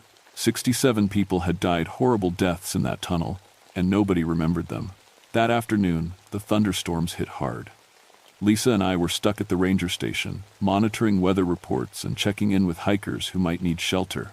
Around 4 p.m., we got an emergency call. 2 hikers were trapped in the tunnel by flash flooding. The storm had caused both creek crossings to overflow, cutting off their exit routes. "We have to go get them," I told Bill. "In this storm? The lightning risk is too high." But we couldn't leave people trapped in there overnight. Lisa and I put on our rain gear and drove up to the tunnel in the ranger truck. The storm was getting worse. Lightning strikes were hitting the mountainside every few minutes, and the wind was so strong it shook the truck. We ran into the tunnel calling for the trapped hikers. They answered from about halfway through. A young couple from New Jersey who had taken shelter when the storm started. "The water's too deep to cross," the man yelled. "We can't get out either direction." I checked my watch. It was 7:55 p.m. "We need to get them out of here fast," I told Lisa. But as we reached the hikers, the phantom train sounds started. The young couple looked around in panic. "What is that?" "Just acoustic anomalies," I lied. "Ignore it and stay close to us." But this time was different. The storm outside seemed to be affecting the phantom train. The sounds were louder and more chaotic. I could hear different voices, overlapping conversations, people arguing and panicking. The phantom crash came early and lasted longer than usual. The sounds of screaming and metal tearing apart echoed through the tunnel for what felt like hours. And in the middle of it all, I heard something new. My name, Michael. A woman's voice, calm and clear. "Michael Darkwood." I stopped walking. The voice came again. "We know who you are. You've been listening to us. You're the first person who understood." Lisa was helping the hikers toward the exit, but I stayed behind. The phantom voices were talking directly to me now. "Help us find peace," the woman said. "Tell them we were here. Tell them what happened to us." Lightning flashed outside, and for just a moment I could see them. Dozens of people in 1,920 seconds clothing, standing along the railroad tracks. Men in suits and hats, women in long dresses, children holding their parents' hands, all of them looking at me with desperate, pleading eyes. Then the lightning faded, and they were gone. "Mike," Lisa called from the tunnel entrance. "Come on." I ran toward her voice, the phantom train sounds fading behind me. The next week, I wrote a proposal to the State Park Service. I requested permission to install a memorial plaque at the Screaming Tunnel, honoring the 67 people who died in the 1926 train accident. I included all their names, ages, and hometowns. I described what happened that night in July 1926, and how their deaths had been forgotten when the railroad abandoned the tunnel. The state approved my request. On August 15, 1987, we held a memorial service at the tunnel entrance. Local newspapers had run stories about the anniversary of the accident, and about 50 people attended. Some were relatives of the original victims, grandchildren and great-grandchildren who had never known the details of how their family members died. Reverend Thomas Cole from the Pine Ridge Methodist Church led the service. He read each victim's name aloud and said a prayer for their souls. A local Boy Scout troop placed flowers by the new memorial plaque. That night, Lisa and I went back to check the tunnel. At 8 p.m., we heard the phantom train one last time. The whistle, the wheels on tracks, the voices of passengers. But something was different. The voices sounded peaceful now, people talking quietly, calmly. A few even sounded happy. When the 18 minutes ended, there was no crash. No screaming brakes or sounds of metal tearing apart. The train sounds just faded away gently, like a real train disappearing into the distance. We waited in the silence for 10 minutes. Then we heard something we'd never heard before. "Thank you." It was the woman's voice, but softer now. "At peace. Thank you for remembering us." That was the last time anyone reported strange sounds in the Screaming Tunnel. I stayed as a ranger on that section for 5 more years. Thousands of hikers passed through the tunnel during that time. Some stopped to read the memorial plaque and learned about what happened there in 1926. But nobody ever again reported hearing phantom trains or voices calling for help. The dead had found their peace. I transferred to a different section of the trail in 1992. I still hike through the Screaming Tunnel, sometimes when I'm in the area. It's just a normal abandoned railroad tunnel now. Hikers use it as a cool, shaded rest stop on hot days. Kids explore it with flashlights and tell each other scary stories. The memorial plaque is still there, weathered but readable. It lists all 67 names and tells the story of what happened on July 14, 1926. Sometimes I see people stopping to read it, paying their respects to strangers who died long before they were born. That's all the dead wanted, I think. Not to be forgotten. To have someone acknowledge that they were here, that their lives mattered, that their deaths meant something. I've been a ranger for 27 years now. I've seen mountain lions, black bears, and more injured hikers than I can count. I've been through blizzards, flash floods, and forest fires. But nothing has ever scared me as much as those voices in the tunnel, begging for help that came 61 years too late.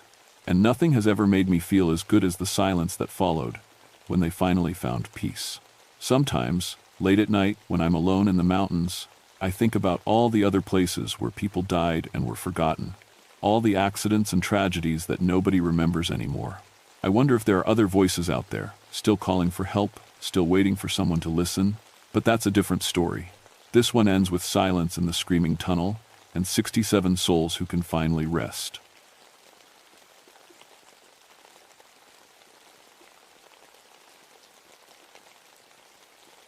My name is Elizabeth Grimshade, and I've been a ranger in the Daniel Boone National Forest for 23 years. In all that time, I thought I'd seen everything these Kentucky mountains could throw at me. I was wrong. People always ask why I became a ranger. The truth is, I started as an anthropology student back in college, fascinated by the ancient peoples who lived in these mountains thousands of years ago. The Adena culture left their mark all over this region. Burial mounds, sacred sites, tools and pottery that tell stories of lives lived long before European settlers ever saw these ridges. When I graduated, I couldn't afford graduate school, so I took a ranger job thinking it would be temporary. 23 years later, I'm still here, and I've made it my mission to protect every archaeological site in my territory. The government calls me a cultural resource protection specialist, which sounds fancy, but mostly means I chase off grave robbers and make sure construction crews don't bulldoze 1,000-year-old burial grounds. Devil's Backbone is the crown jewel of my territory, a narrow ridge that runs like a spine along the highest peaks, with limestone caves that have held Adena burials for over 2,000 years. Getting up there requires technical climbing gear and perfect weather. Most people never see it, which is exactly how I like it. The trouble started on December 15th, 1992. I was doing my winter survey, checking each site for damage from the recent storms. The snow was knee-deep, and I almost didn't make the climb, but something felt wrong. After 23 years in these mountains, you develop instincts about when places need checking. I reached Cave 7 around noon. It's one of the most important sites on the ridge, a natural limestone chamber where the Adena buried their most honored dead. The entrance is hidden behind a curtain of icicles in winter, making it nearly invisible unless you know exactly where to look. What I found inside made my breath catch in my throat. The burial goods had been rearranged. Now, I've cataloged every artifact in that cave at least 50 times. Stone tools, pottery fragments, shell beads, copper bracelets. I know their exact positions like a mother knows her children's faces, but someone had moved everything. Not stolen, moved. The artifacts were arranged in perfect geometric patterns across the cave floor, as if someone had been sorting them by age and importance. My first thought was looters, but that didn't make sense. Grave robbers take things. They don't rearrange them into museum-quality displays. Besides, the cave entrance showed no signs of recent entry. No broken icicles, no disturbed snow, no rope marks on the cliff face below. I photographed everything, then carefully restored the artifacts to their original positions. The patterns were beautiful in a way that made my skin crawl. Too perfect, too purposeful. Like someone had been organizing a collection. By the time I hiked back to my truck, the sun was setting behind the ridgeline, casting long shadows across the snow. I radioed my supervisor, Jake Morrison, and told him about the disturbance. Probably just settling, Jake said through the static. You know how freeze-thaw cycles can shift things around. But pottery doesn't arrange itself in perfect circles. Stone tools don't line themselves up by size. And in 23 years of winter surveys, I'd never seen anything like it. That night, I spread my photographs across my kitchen table and tried to make sense of what I'd seen. The patterns reminded me of something from my anthropology textbooks. The way museum curators arrange collections, or how archaeologists organize artifacts during cataloging. Professional, systematic, respectful, almost like someone was taking care of the dead. I should have left it alone, should have filed my report and moved on to the next site. But those patterns haunted my dreams, and when morning came, I found myself packing my climbing gear again. The mountains were waiting, silent and patient under their blanket of snow. Somewhere up on Devil's Backbone, in caves carved by water and time, The ancient dead were supposed to rest in peace. Instead, someone was playing with their belongings. And I intended to find out who. The climb back to Devil's Backbone took me 3 hours through knee-deep snow. I'd done this route hundreds of times, but something felt different. The forest was too quiet. No bird calls, no squirrel chatter, just the crunch of my boots and the whisper of wind through bare branches. I reached Cave 7 by mid-morning and found my worst fears confirmed. The artifacts had been rearranged again.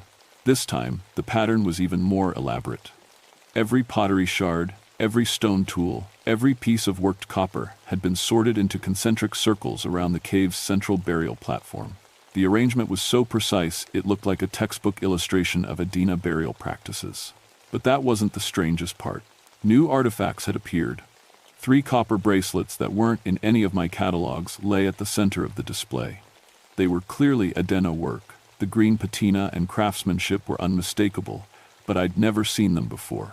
According to my records, every artifact in this cave had been documented for decades. I knelt beside the bracelets, my breath forming clouds in the cold air.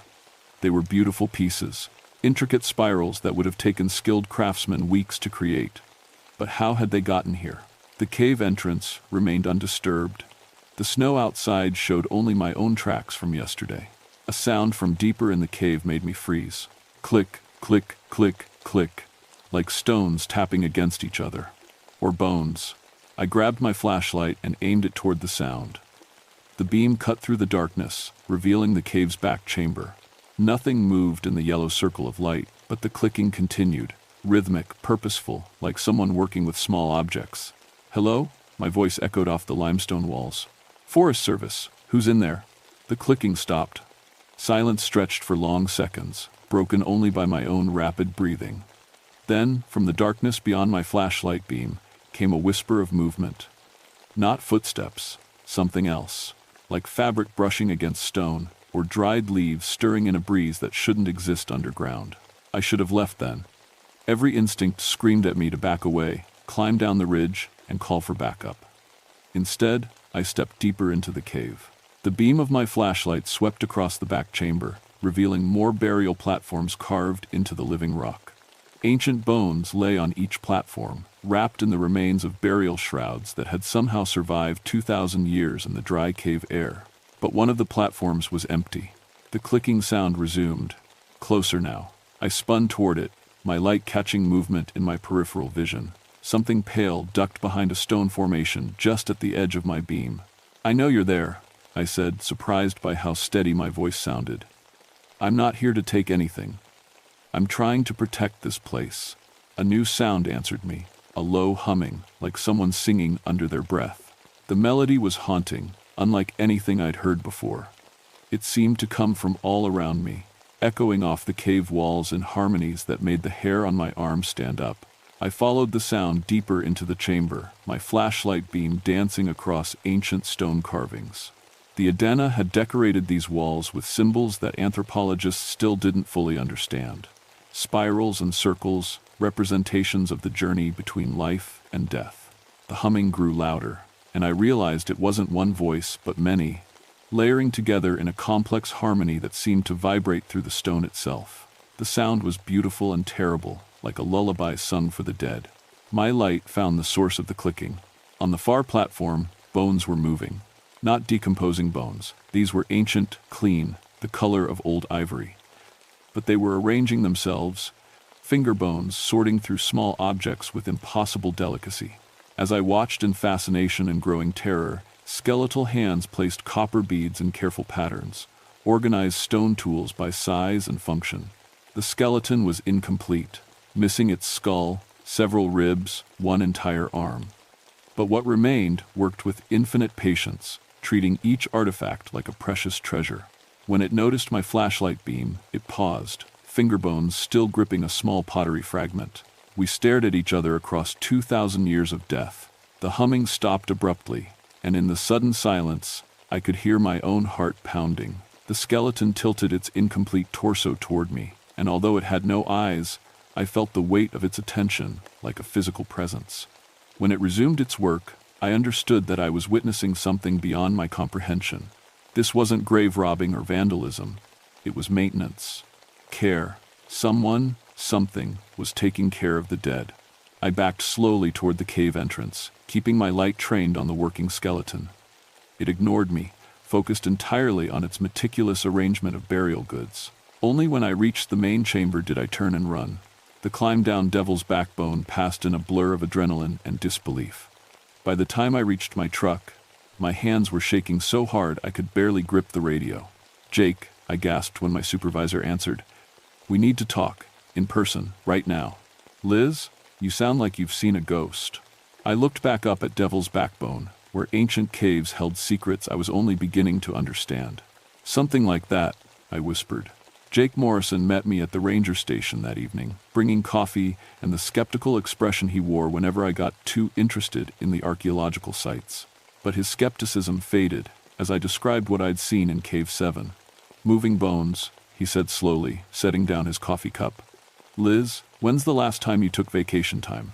"This isn't stress, Jake. Something is protecting those burial sites." I spread my photographs across the desk between us. "Look at these arrangements. This isn't random disturbance. It's systematic organization." Jake studied the pictures, his frown deepening. "Even if I believed you, and I'm not saying I do, what are you suggesting we do about it?" Before I could answer, the radio crackled to life. "Base, this is Unit 7. We've got a possible break-in at the University Archaeology Lab. Professor requesting ranger assistance." Jake grabbed the radio. "Unit 7, this is Base. What's the nature of the break-in?" "Weird one, Base. Nothing stolen, but artifacts have been rearranged. Professor says someone sorted through 30 years of Devil's Backbone collections overnight." Jake and I stared at each other across the desk. The university lab was 15 miles from Devil's Backbone, locked behind multiple security doors. "We're on our way," Jake said into the radio. Professor Sarah Whitehawk met us at the University Archaeology Lab looking like she hadn't slept. She was a Cherokee woman in her 50s who'd been studying Adena culture longer than I'd been a ranger. Her usually neat office looked like a tornado had hit it, except the chaos was completely organized. "They sorted everything," she said, leading us through rows of artifact tables. Pottery with pottery, tools with tools, ceremonial items with ceremonial items. 30 years of collections, organized by age and cultural significance. The lab contained hundreds of artifacts from Devil's Backbone caves, legally excavated pieces that Professor Whitehawk used for her research. Now they were arranged in the same geometric patterns I'd found in Cave 7. "When did you notice this?" I asked, photographing the arrangements. "This morning. I locked up last night at 6 p.m., everything normal. Came in at 7 a.m. to find this." She gestured helplessly at the organized chaos. "Security cameras show nothing. Motion detectors never triggered. But someone spent hours in here, treating our collections like a museum display." Jake examined the security door. "No signs of forced entry. Inside job?" "I have the only key," Professor Whitehawk said. "And my graduate students are all home for winter break except Kevin Ravenhart. He's working on his thesis about Adena burial practices." "Where's Kevin now?" I asked. "Should be at the field camp. He's doing his final survey of Cave 12 before winter shuts down access." My blood went cold. Cave 12 was the most remote site on Devil's Backbone, accessible only by rappelling down a 40-foot cliff face. If something was moving between the caves and the lab, Kevin was alone up there with whatever I'd seen, sorting bones in the darkness. "We need to get to him," I said. Now. The climb to Cave 12 took us 4 hours through worsening weather. Jake grumbled about wild goose chases, but he came anyway. 20 years of partnership had taught him to trust my instincts about these mountains. We found Kevin's gear at the rappel point. His ropes were still anchored, disappearing over the cliff edge into the gathering dusk. But when we called down to him, only silence answered. "Kevin," my voice echoed off the limestone walls. "Kevin Ravenhart." Jake tested the ropes, then started his descent. "I'm going down. Radio if anything happens up here." I watched his headlamp disappear into the darkness, counting seconds that stretched into minutes. When his voice finally crackled through the radio, I could hear the tension in it. "Liz, you need to see this." The rappel down to Cave 12 was treacherous in the fading light, but I made it without incident. Jake met me at the cave entrance, his face pale in the glow of our headlamps. "He's in there," Jake said quietly. "But Liz..." Something's wrong.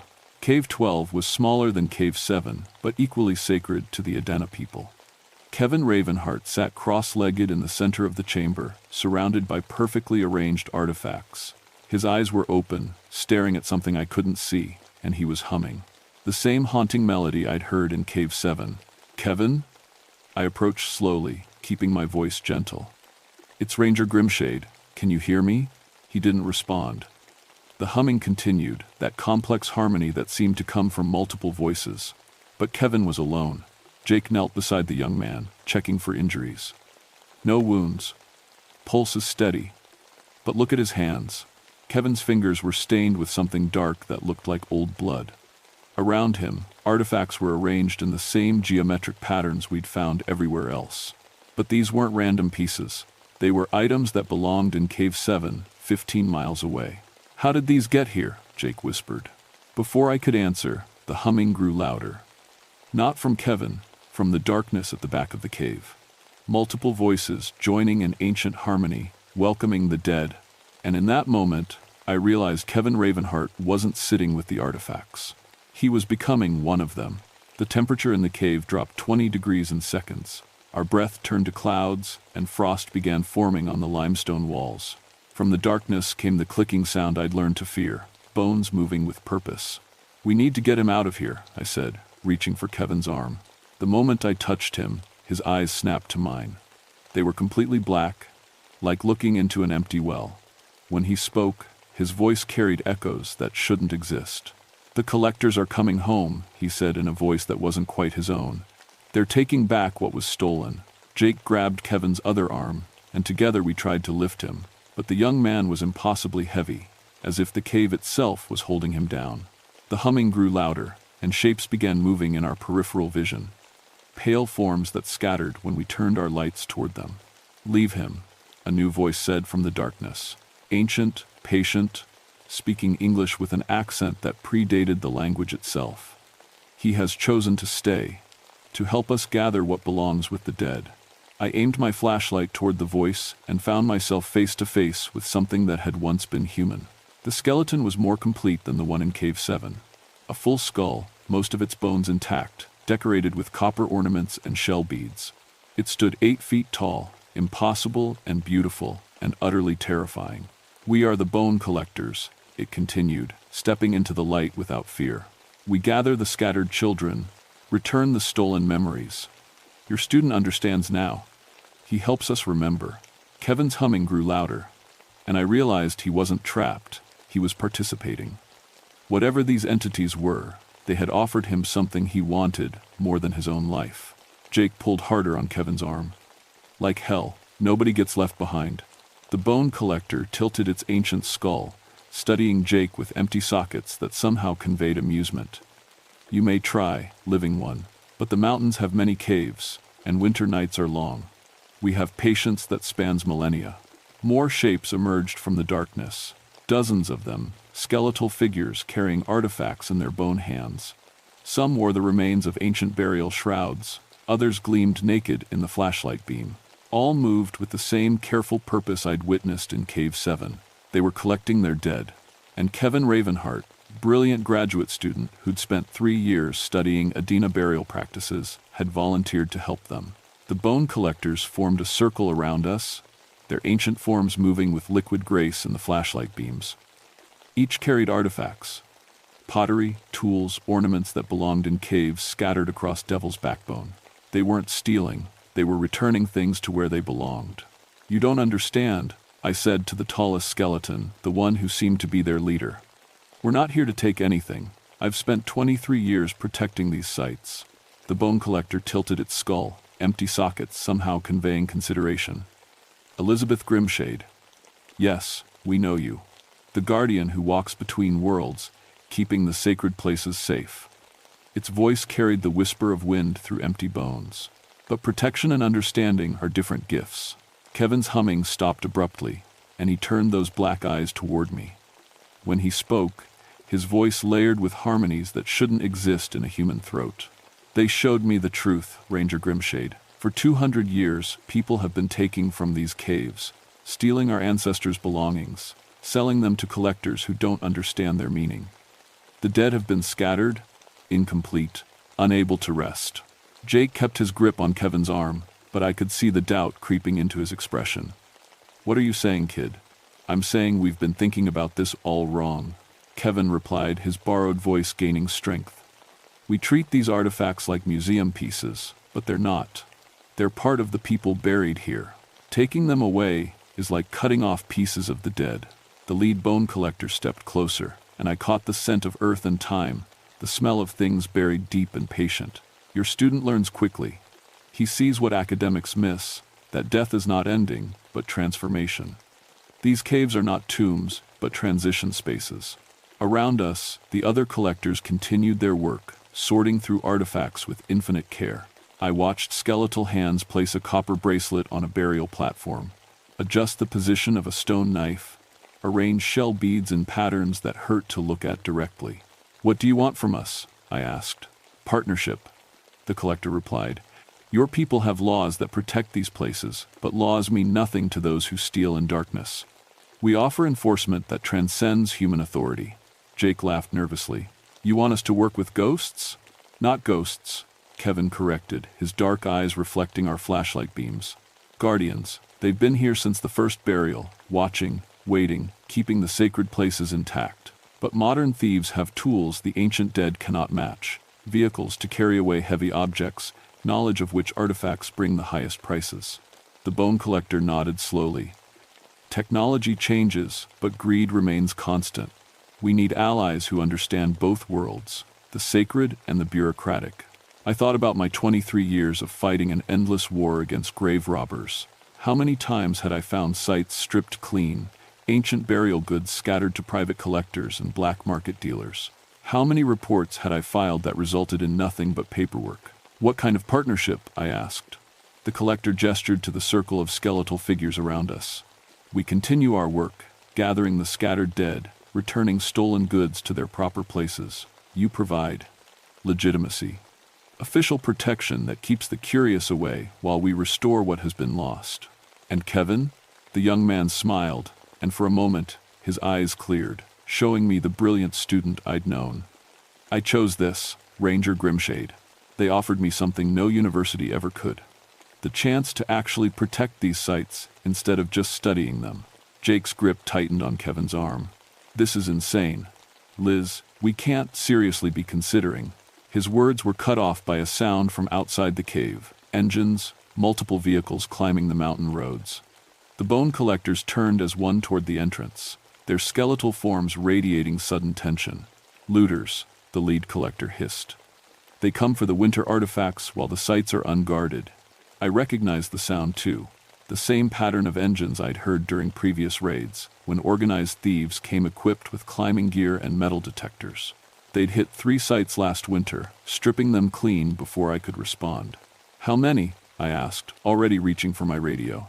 Kevin closed his eyes, and when he opened them again, they were solid black. 8 humans. Professional equipment. They know exactly which caves to target. The bone collectors began moving toward the cave entrance, with purpose that made my spine crawl. These weren't mindless revenants. They were intelligent, organized, and about to protect their territory in ways human law enforcement couldn't match. Wait, I called after them. If you kill those people, it'll bring investigations, media attention. Everything you're trying to protect will be exposed. The lead collector paused at the cave mouth. Then what do you propose? Guardian? Jake was already on his radio, calling for backup that wouldn't arrive for hours. But I had a different idea. One that might save the looters' lives while giving the bone collectors what they wanted. Let me try something first, I said, pulling out my own radio. This is Ranger Grimshade calling all units. We have confirmed grave robbing in progress at Devil's Backbone. Multiple suspects with professional equipment. Request immediate support from State Police and FBI Cultural Crimes Unit. I looked up at the bone collector. Can you make their vehicles not work? Nothing permanent, just temporarily disabled? The skeletal figure tilted its head, considering. You wish us to trap them for your human authorities? I wish you to help me prove that sometimes the old ways and new ways can work together. The bone collector was silent for a long moment, empty sockets, somehow conveying deep thought. Then it turned to the others and made a gesture I didn't understand. The circle of skeletal figures flowed out of the cave like smoke, disappearing into the darkness beyond our lights. "Kevin," I said urgently, "can you control this connection? Can you come back to us?" The young man struggled visibly, black eyes flickering between human and otherworldly.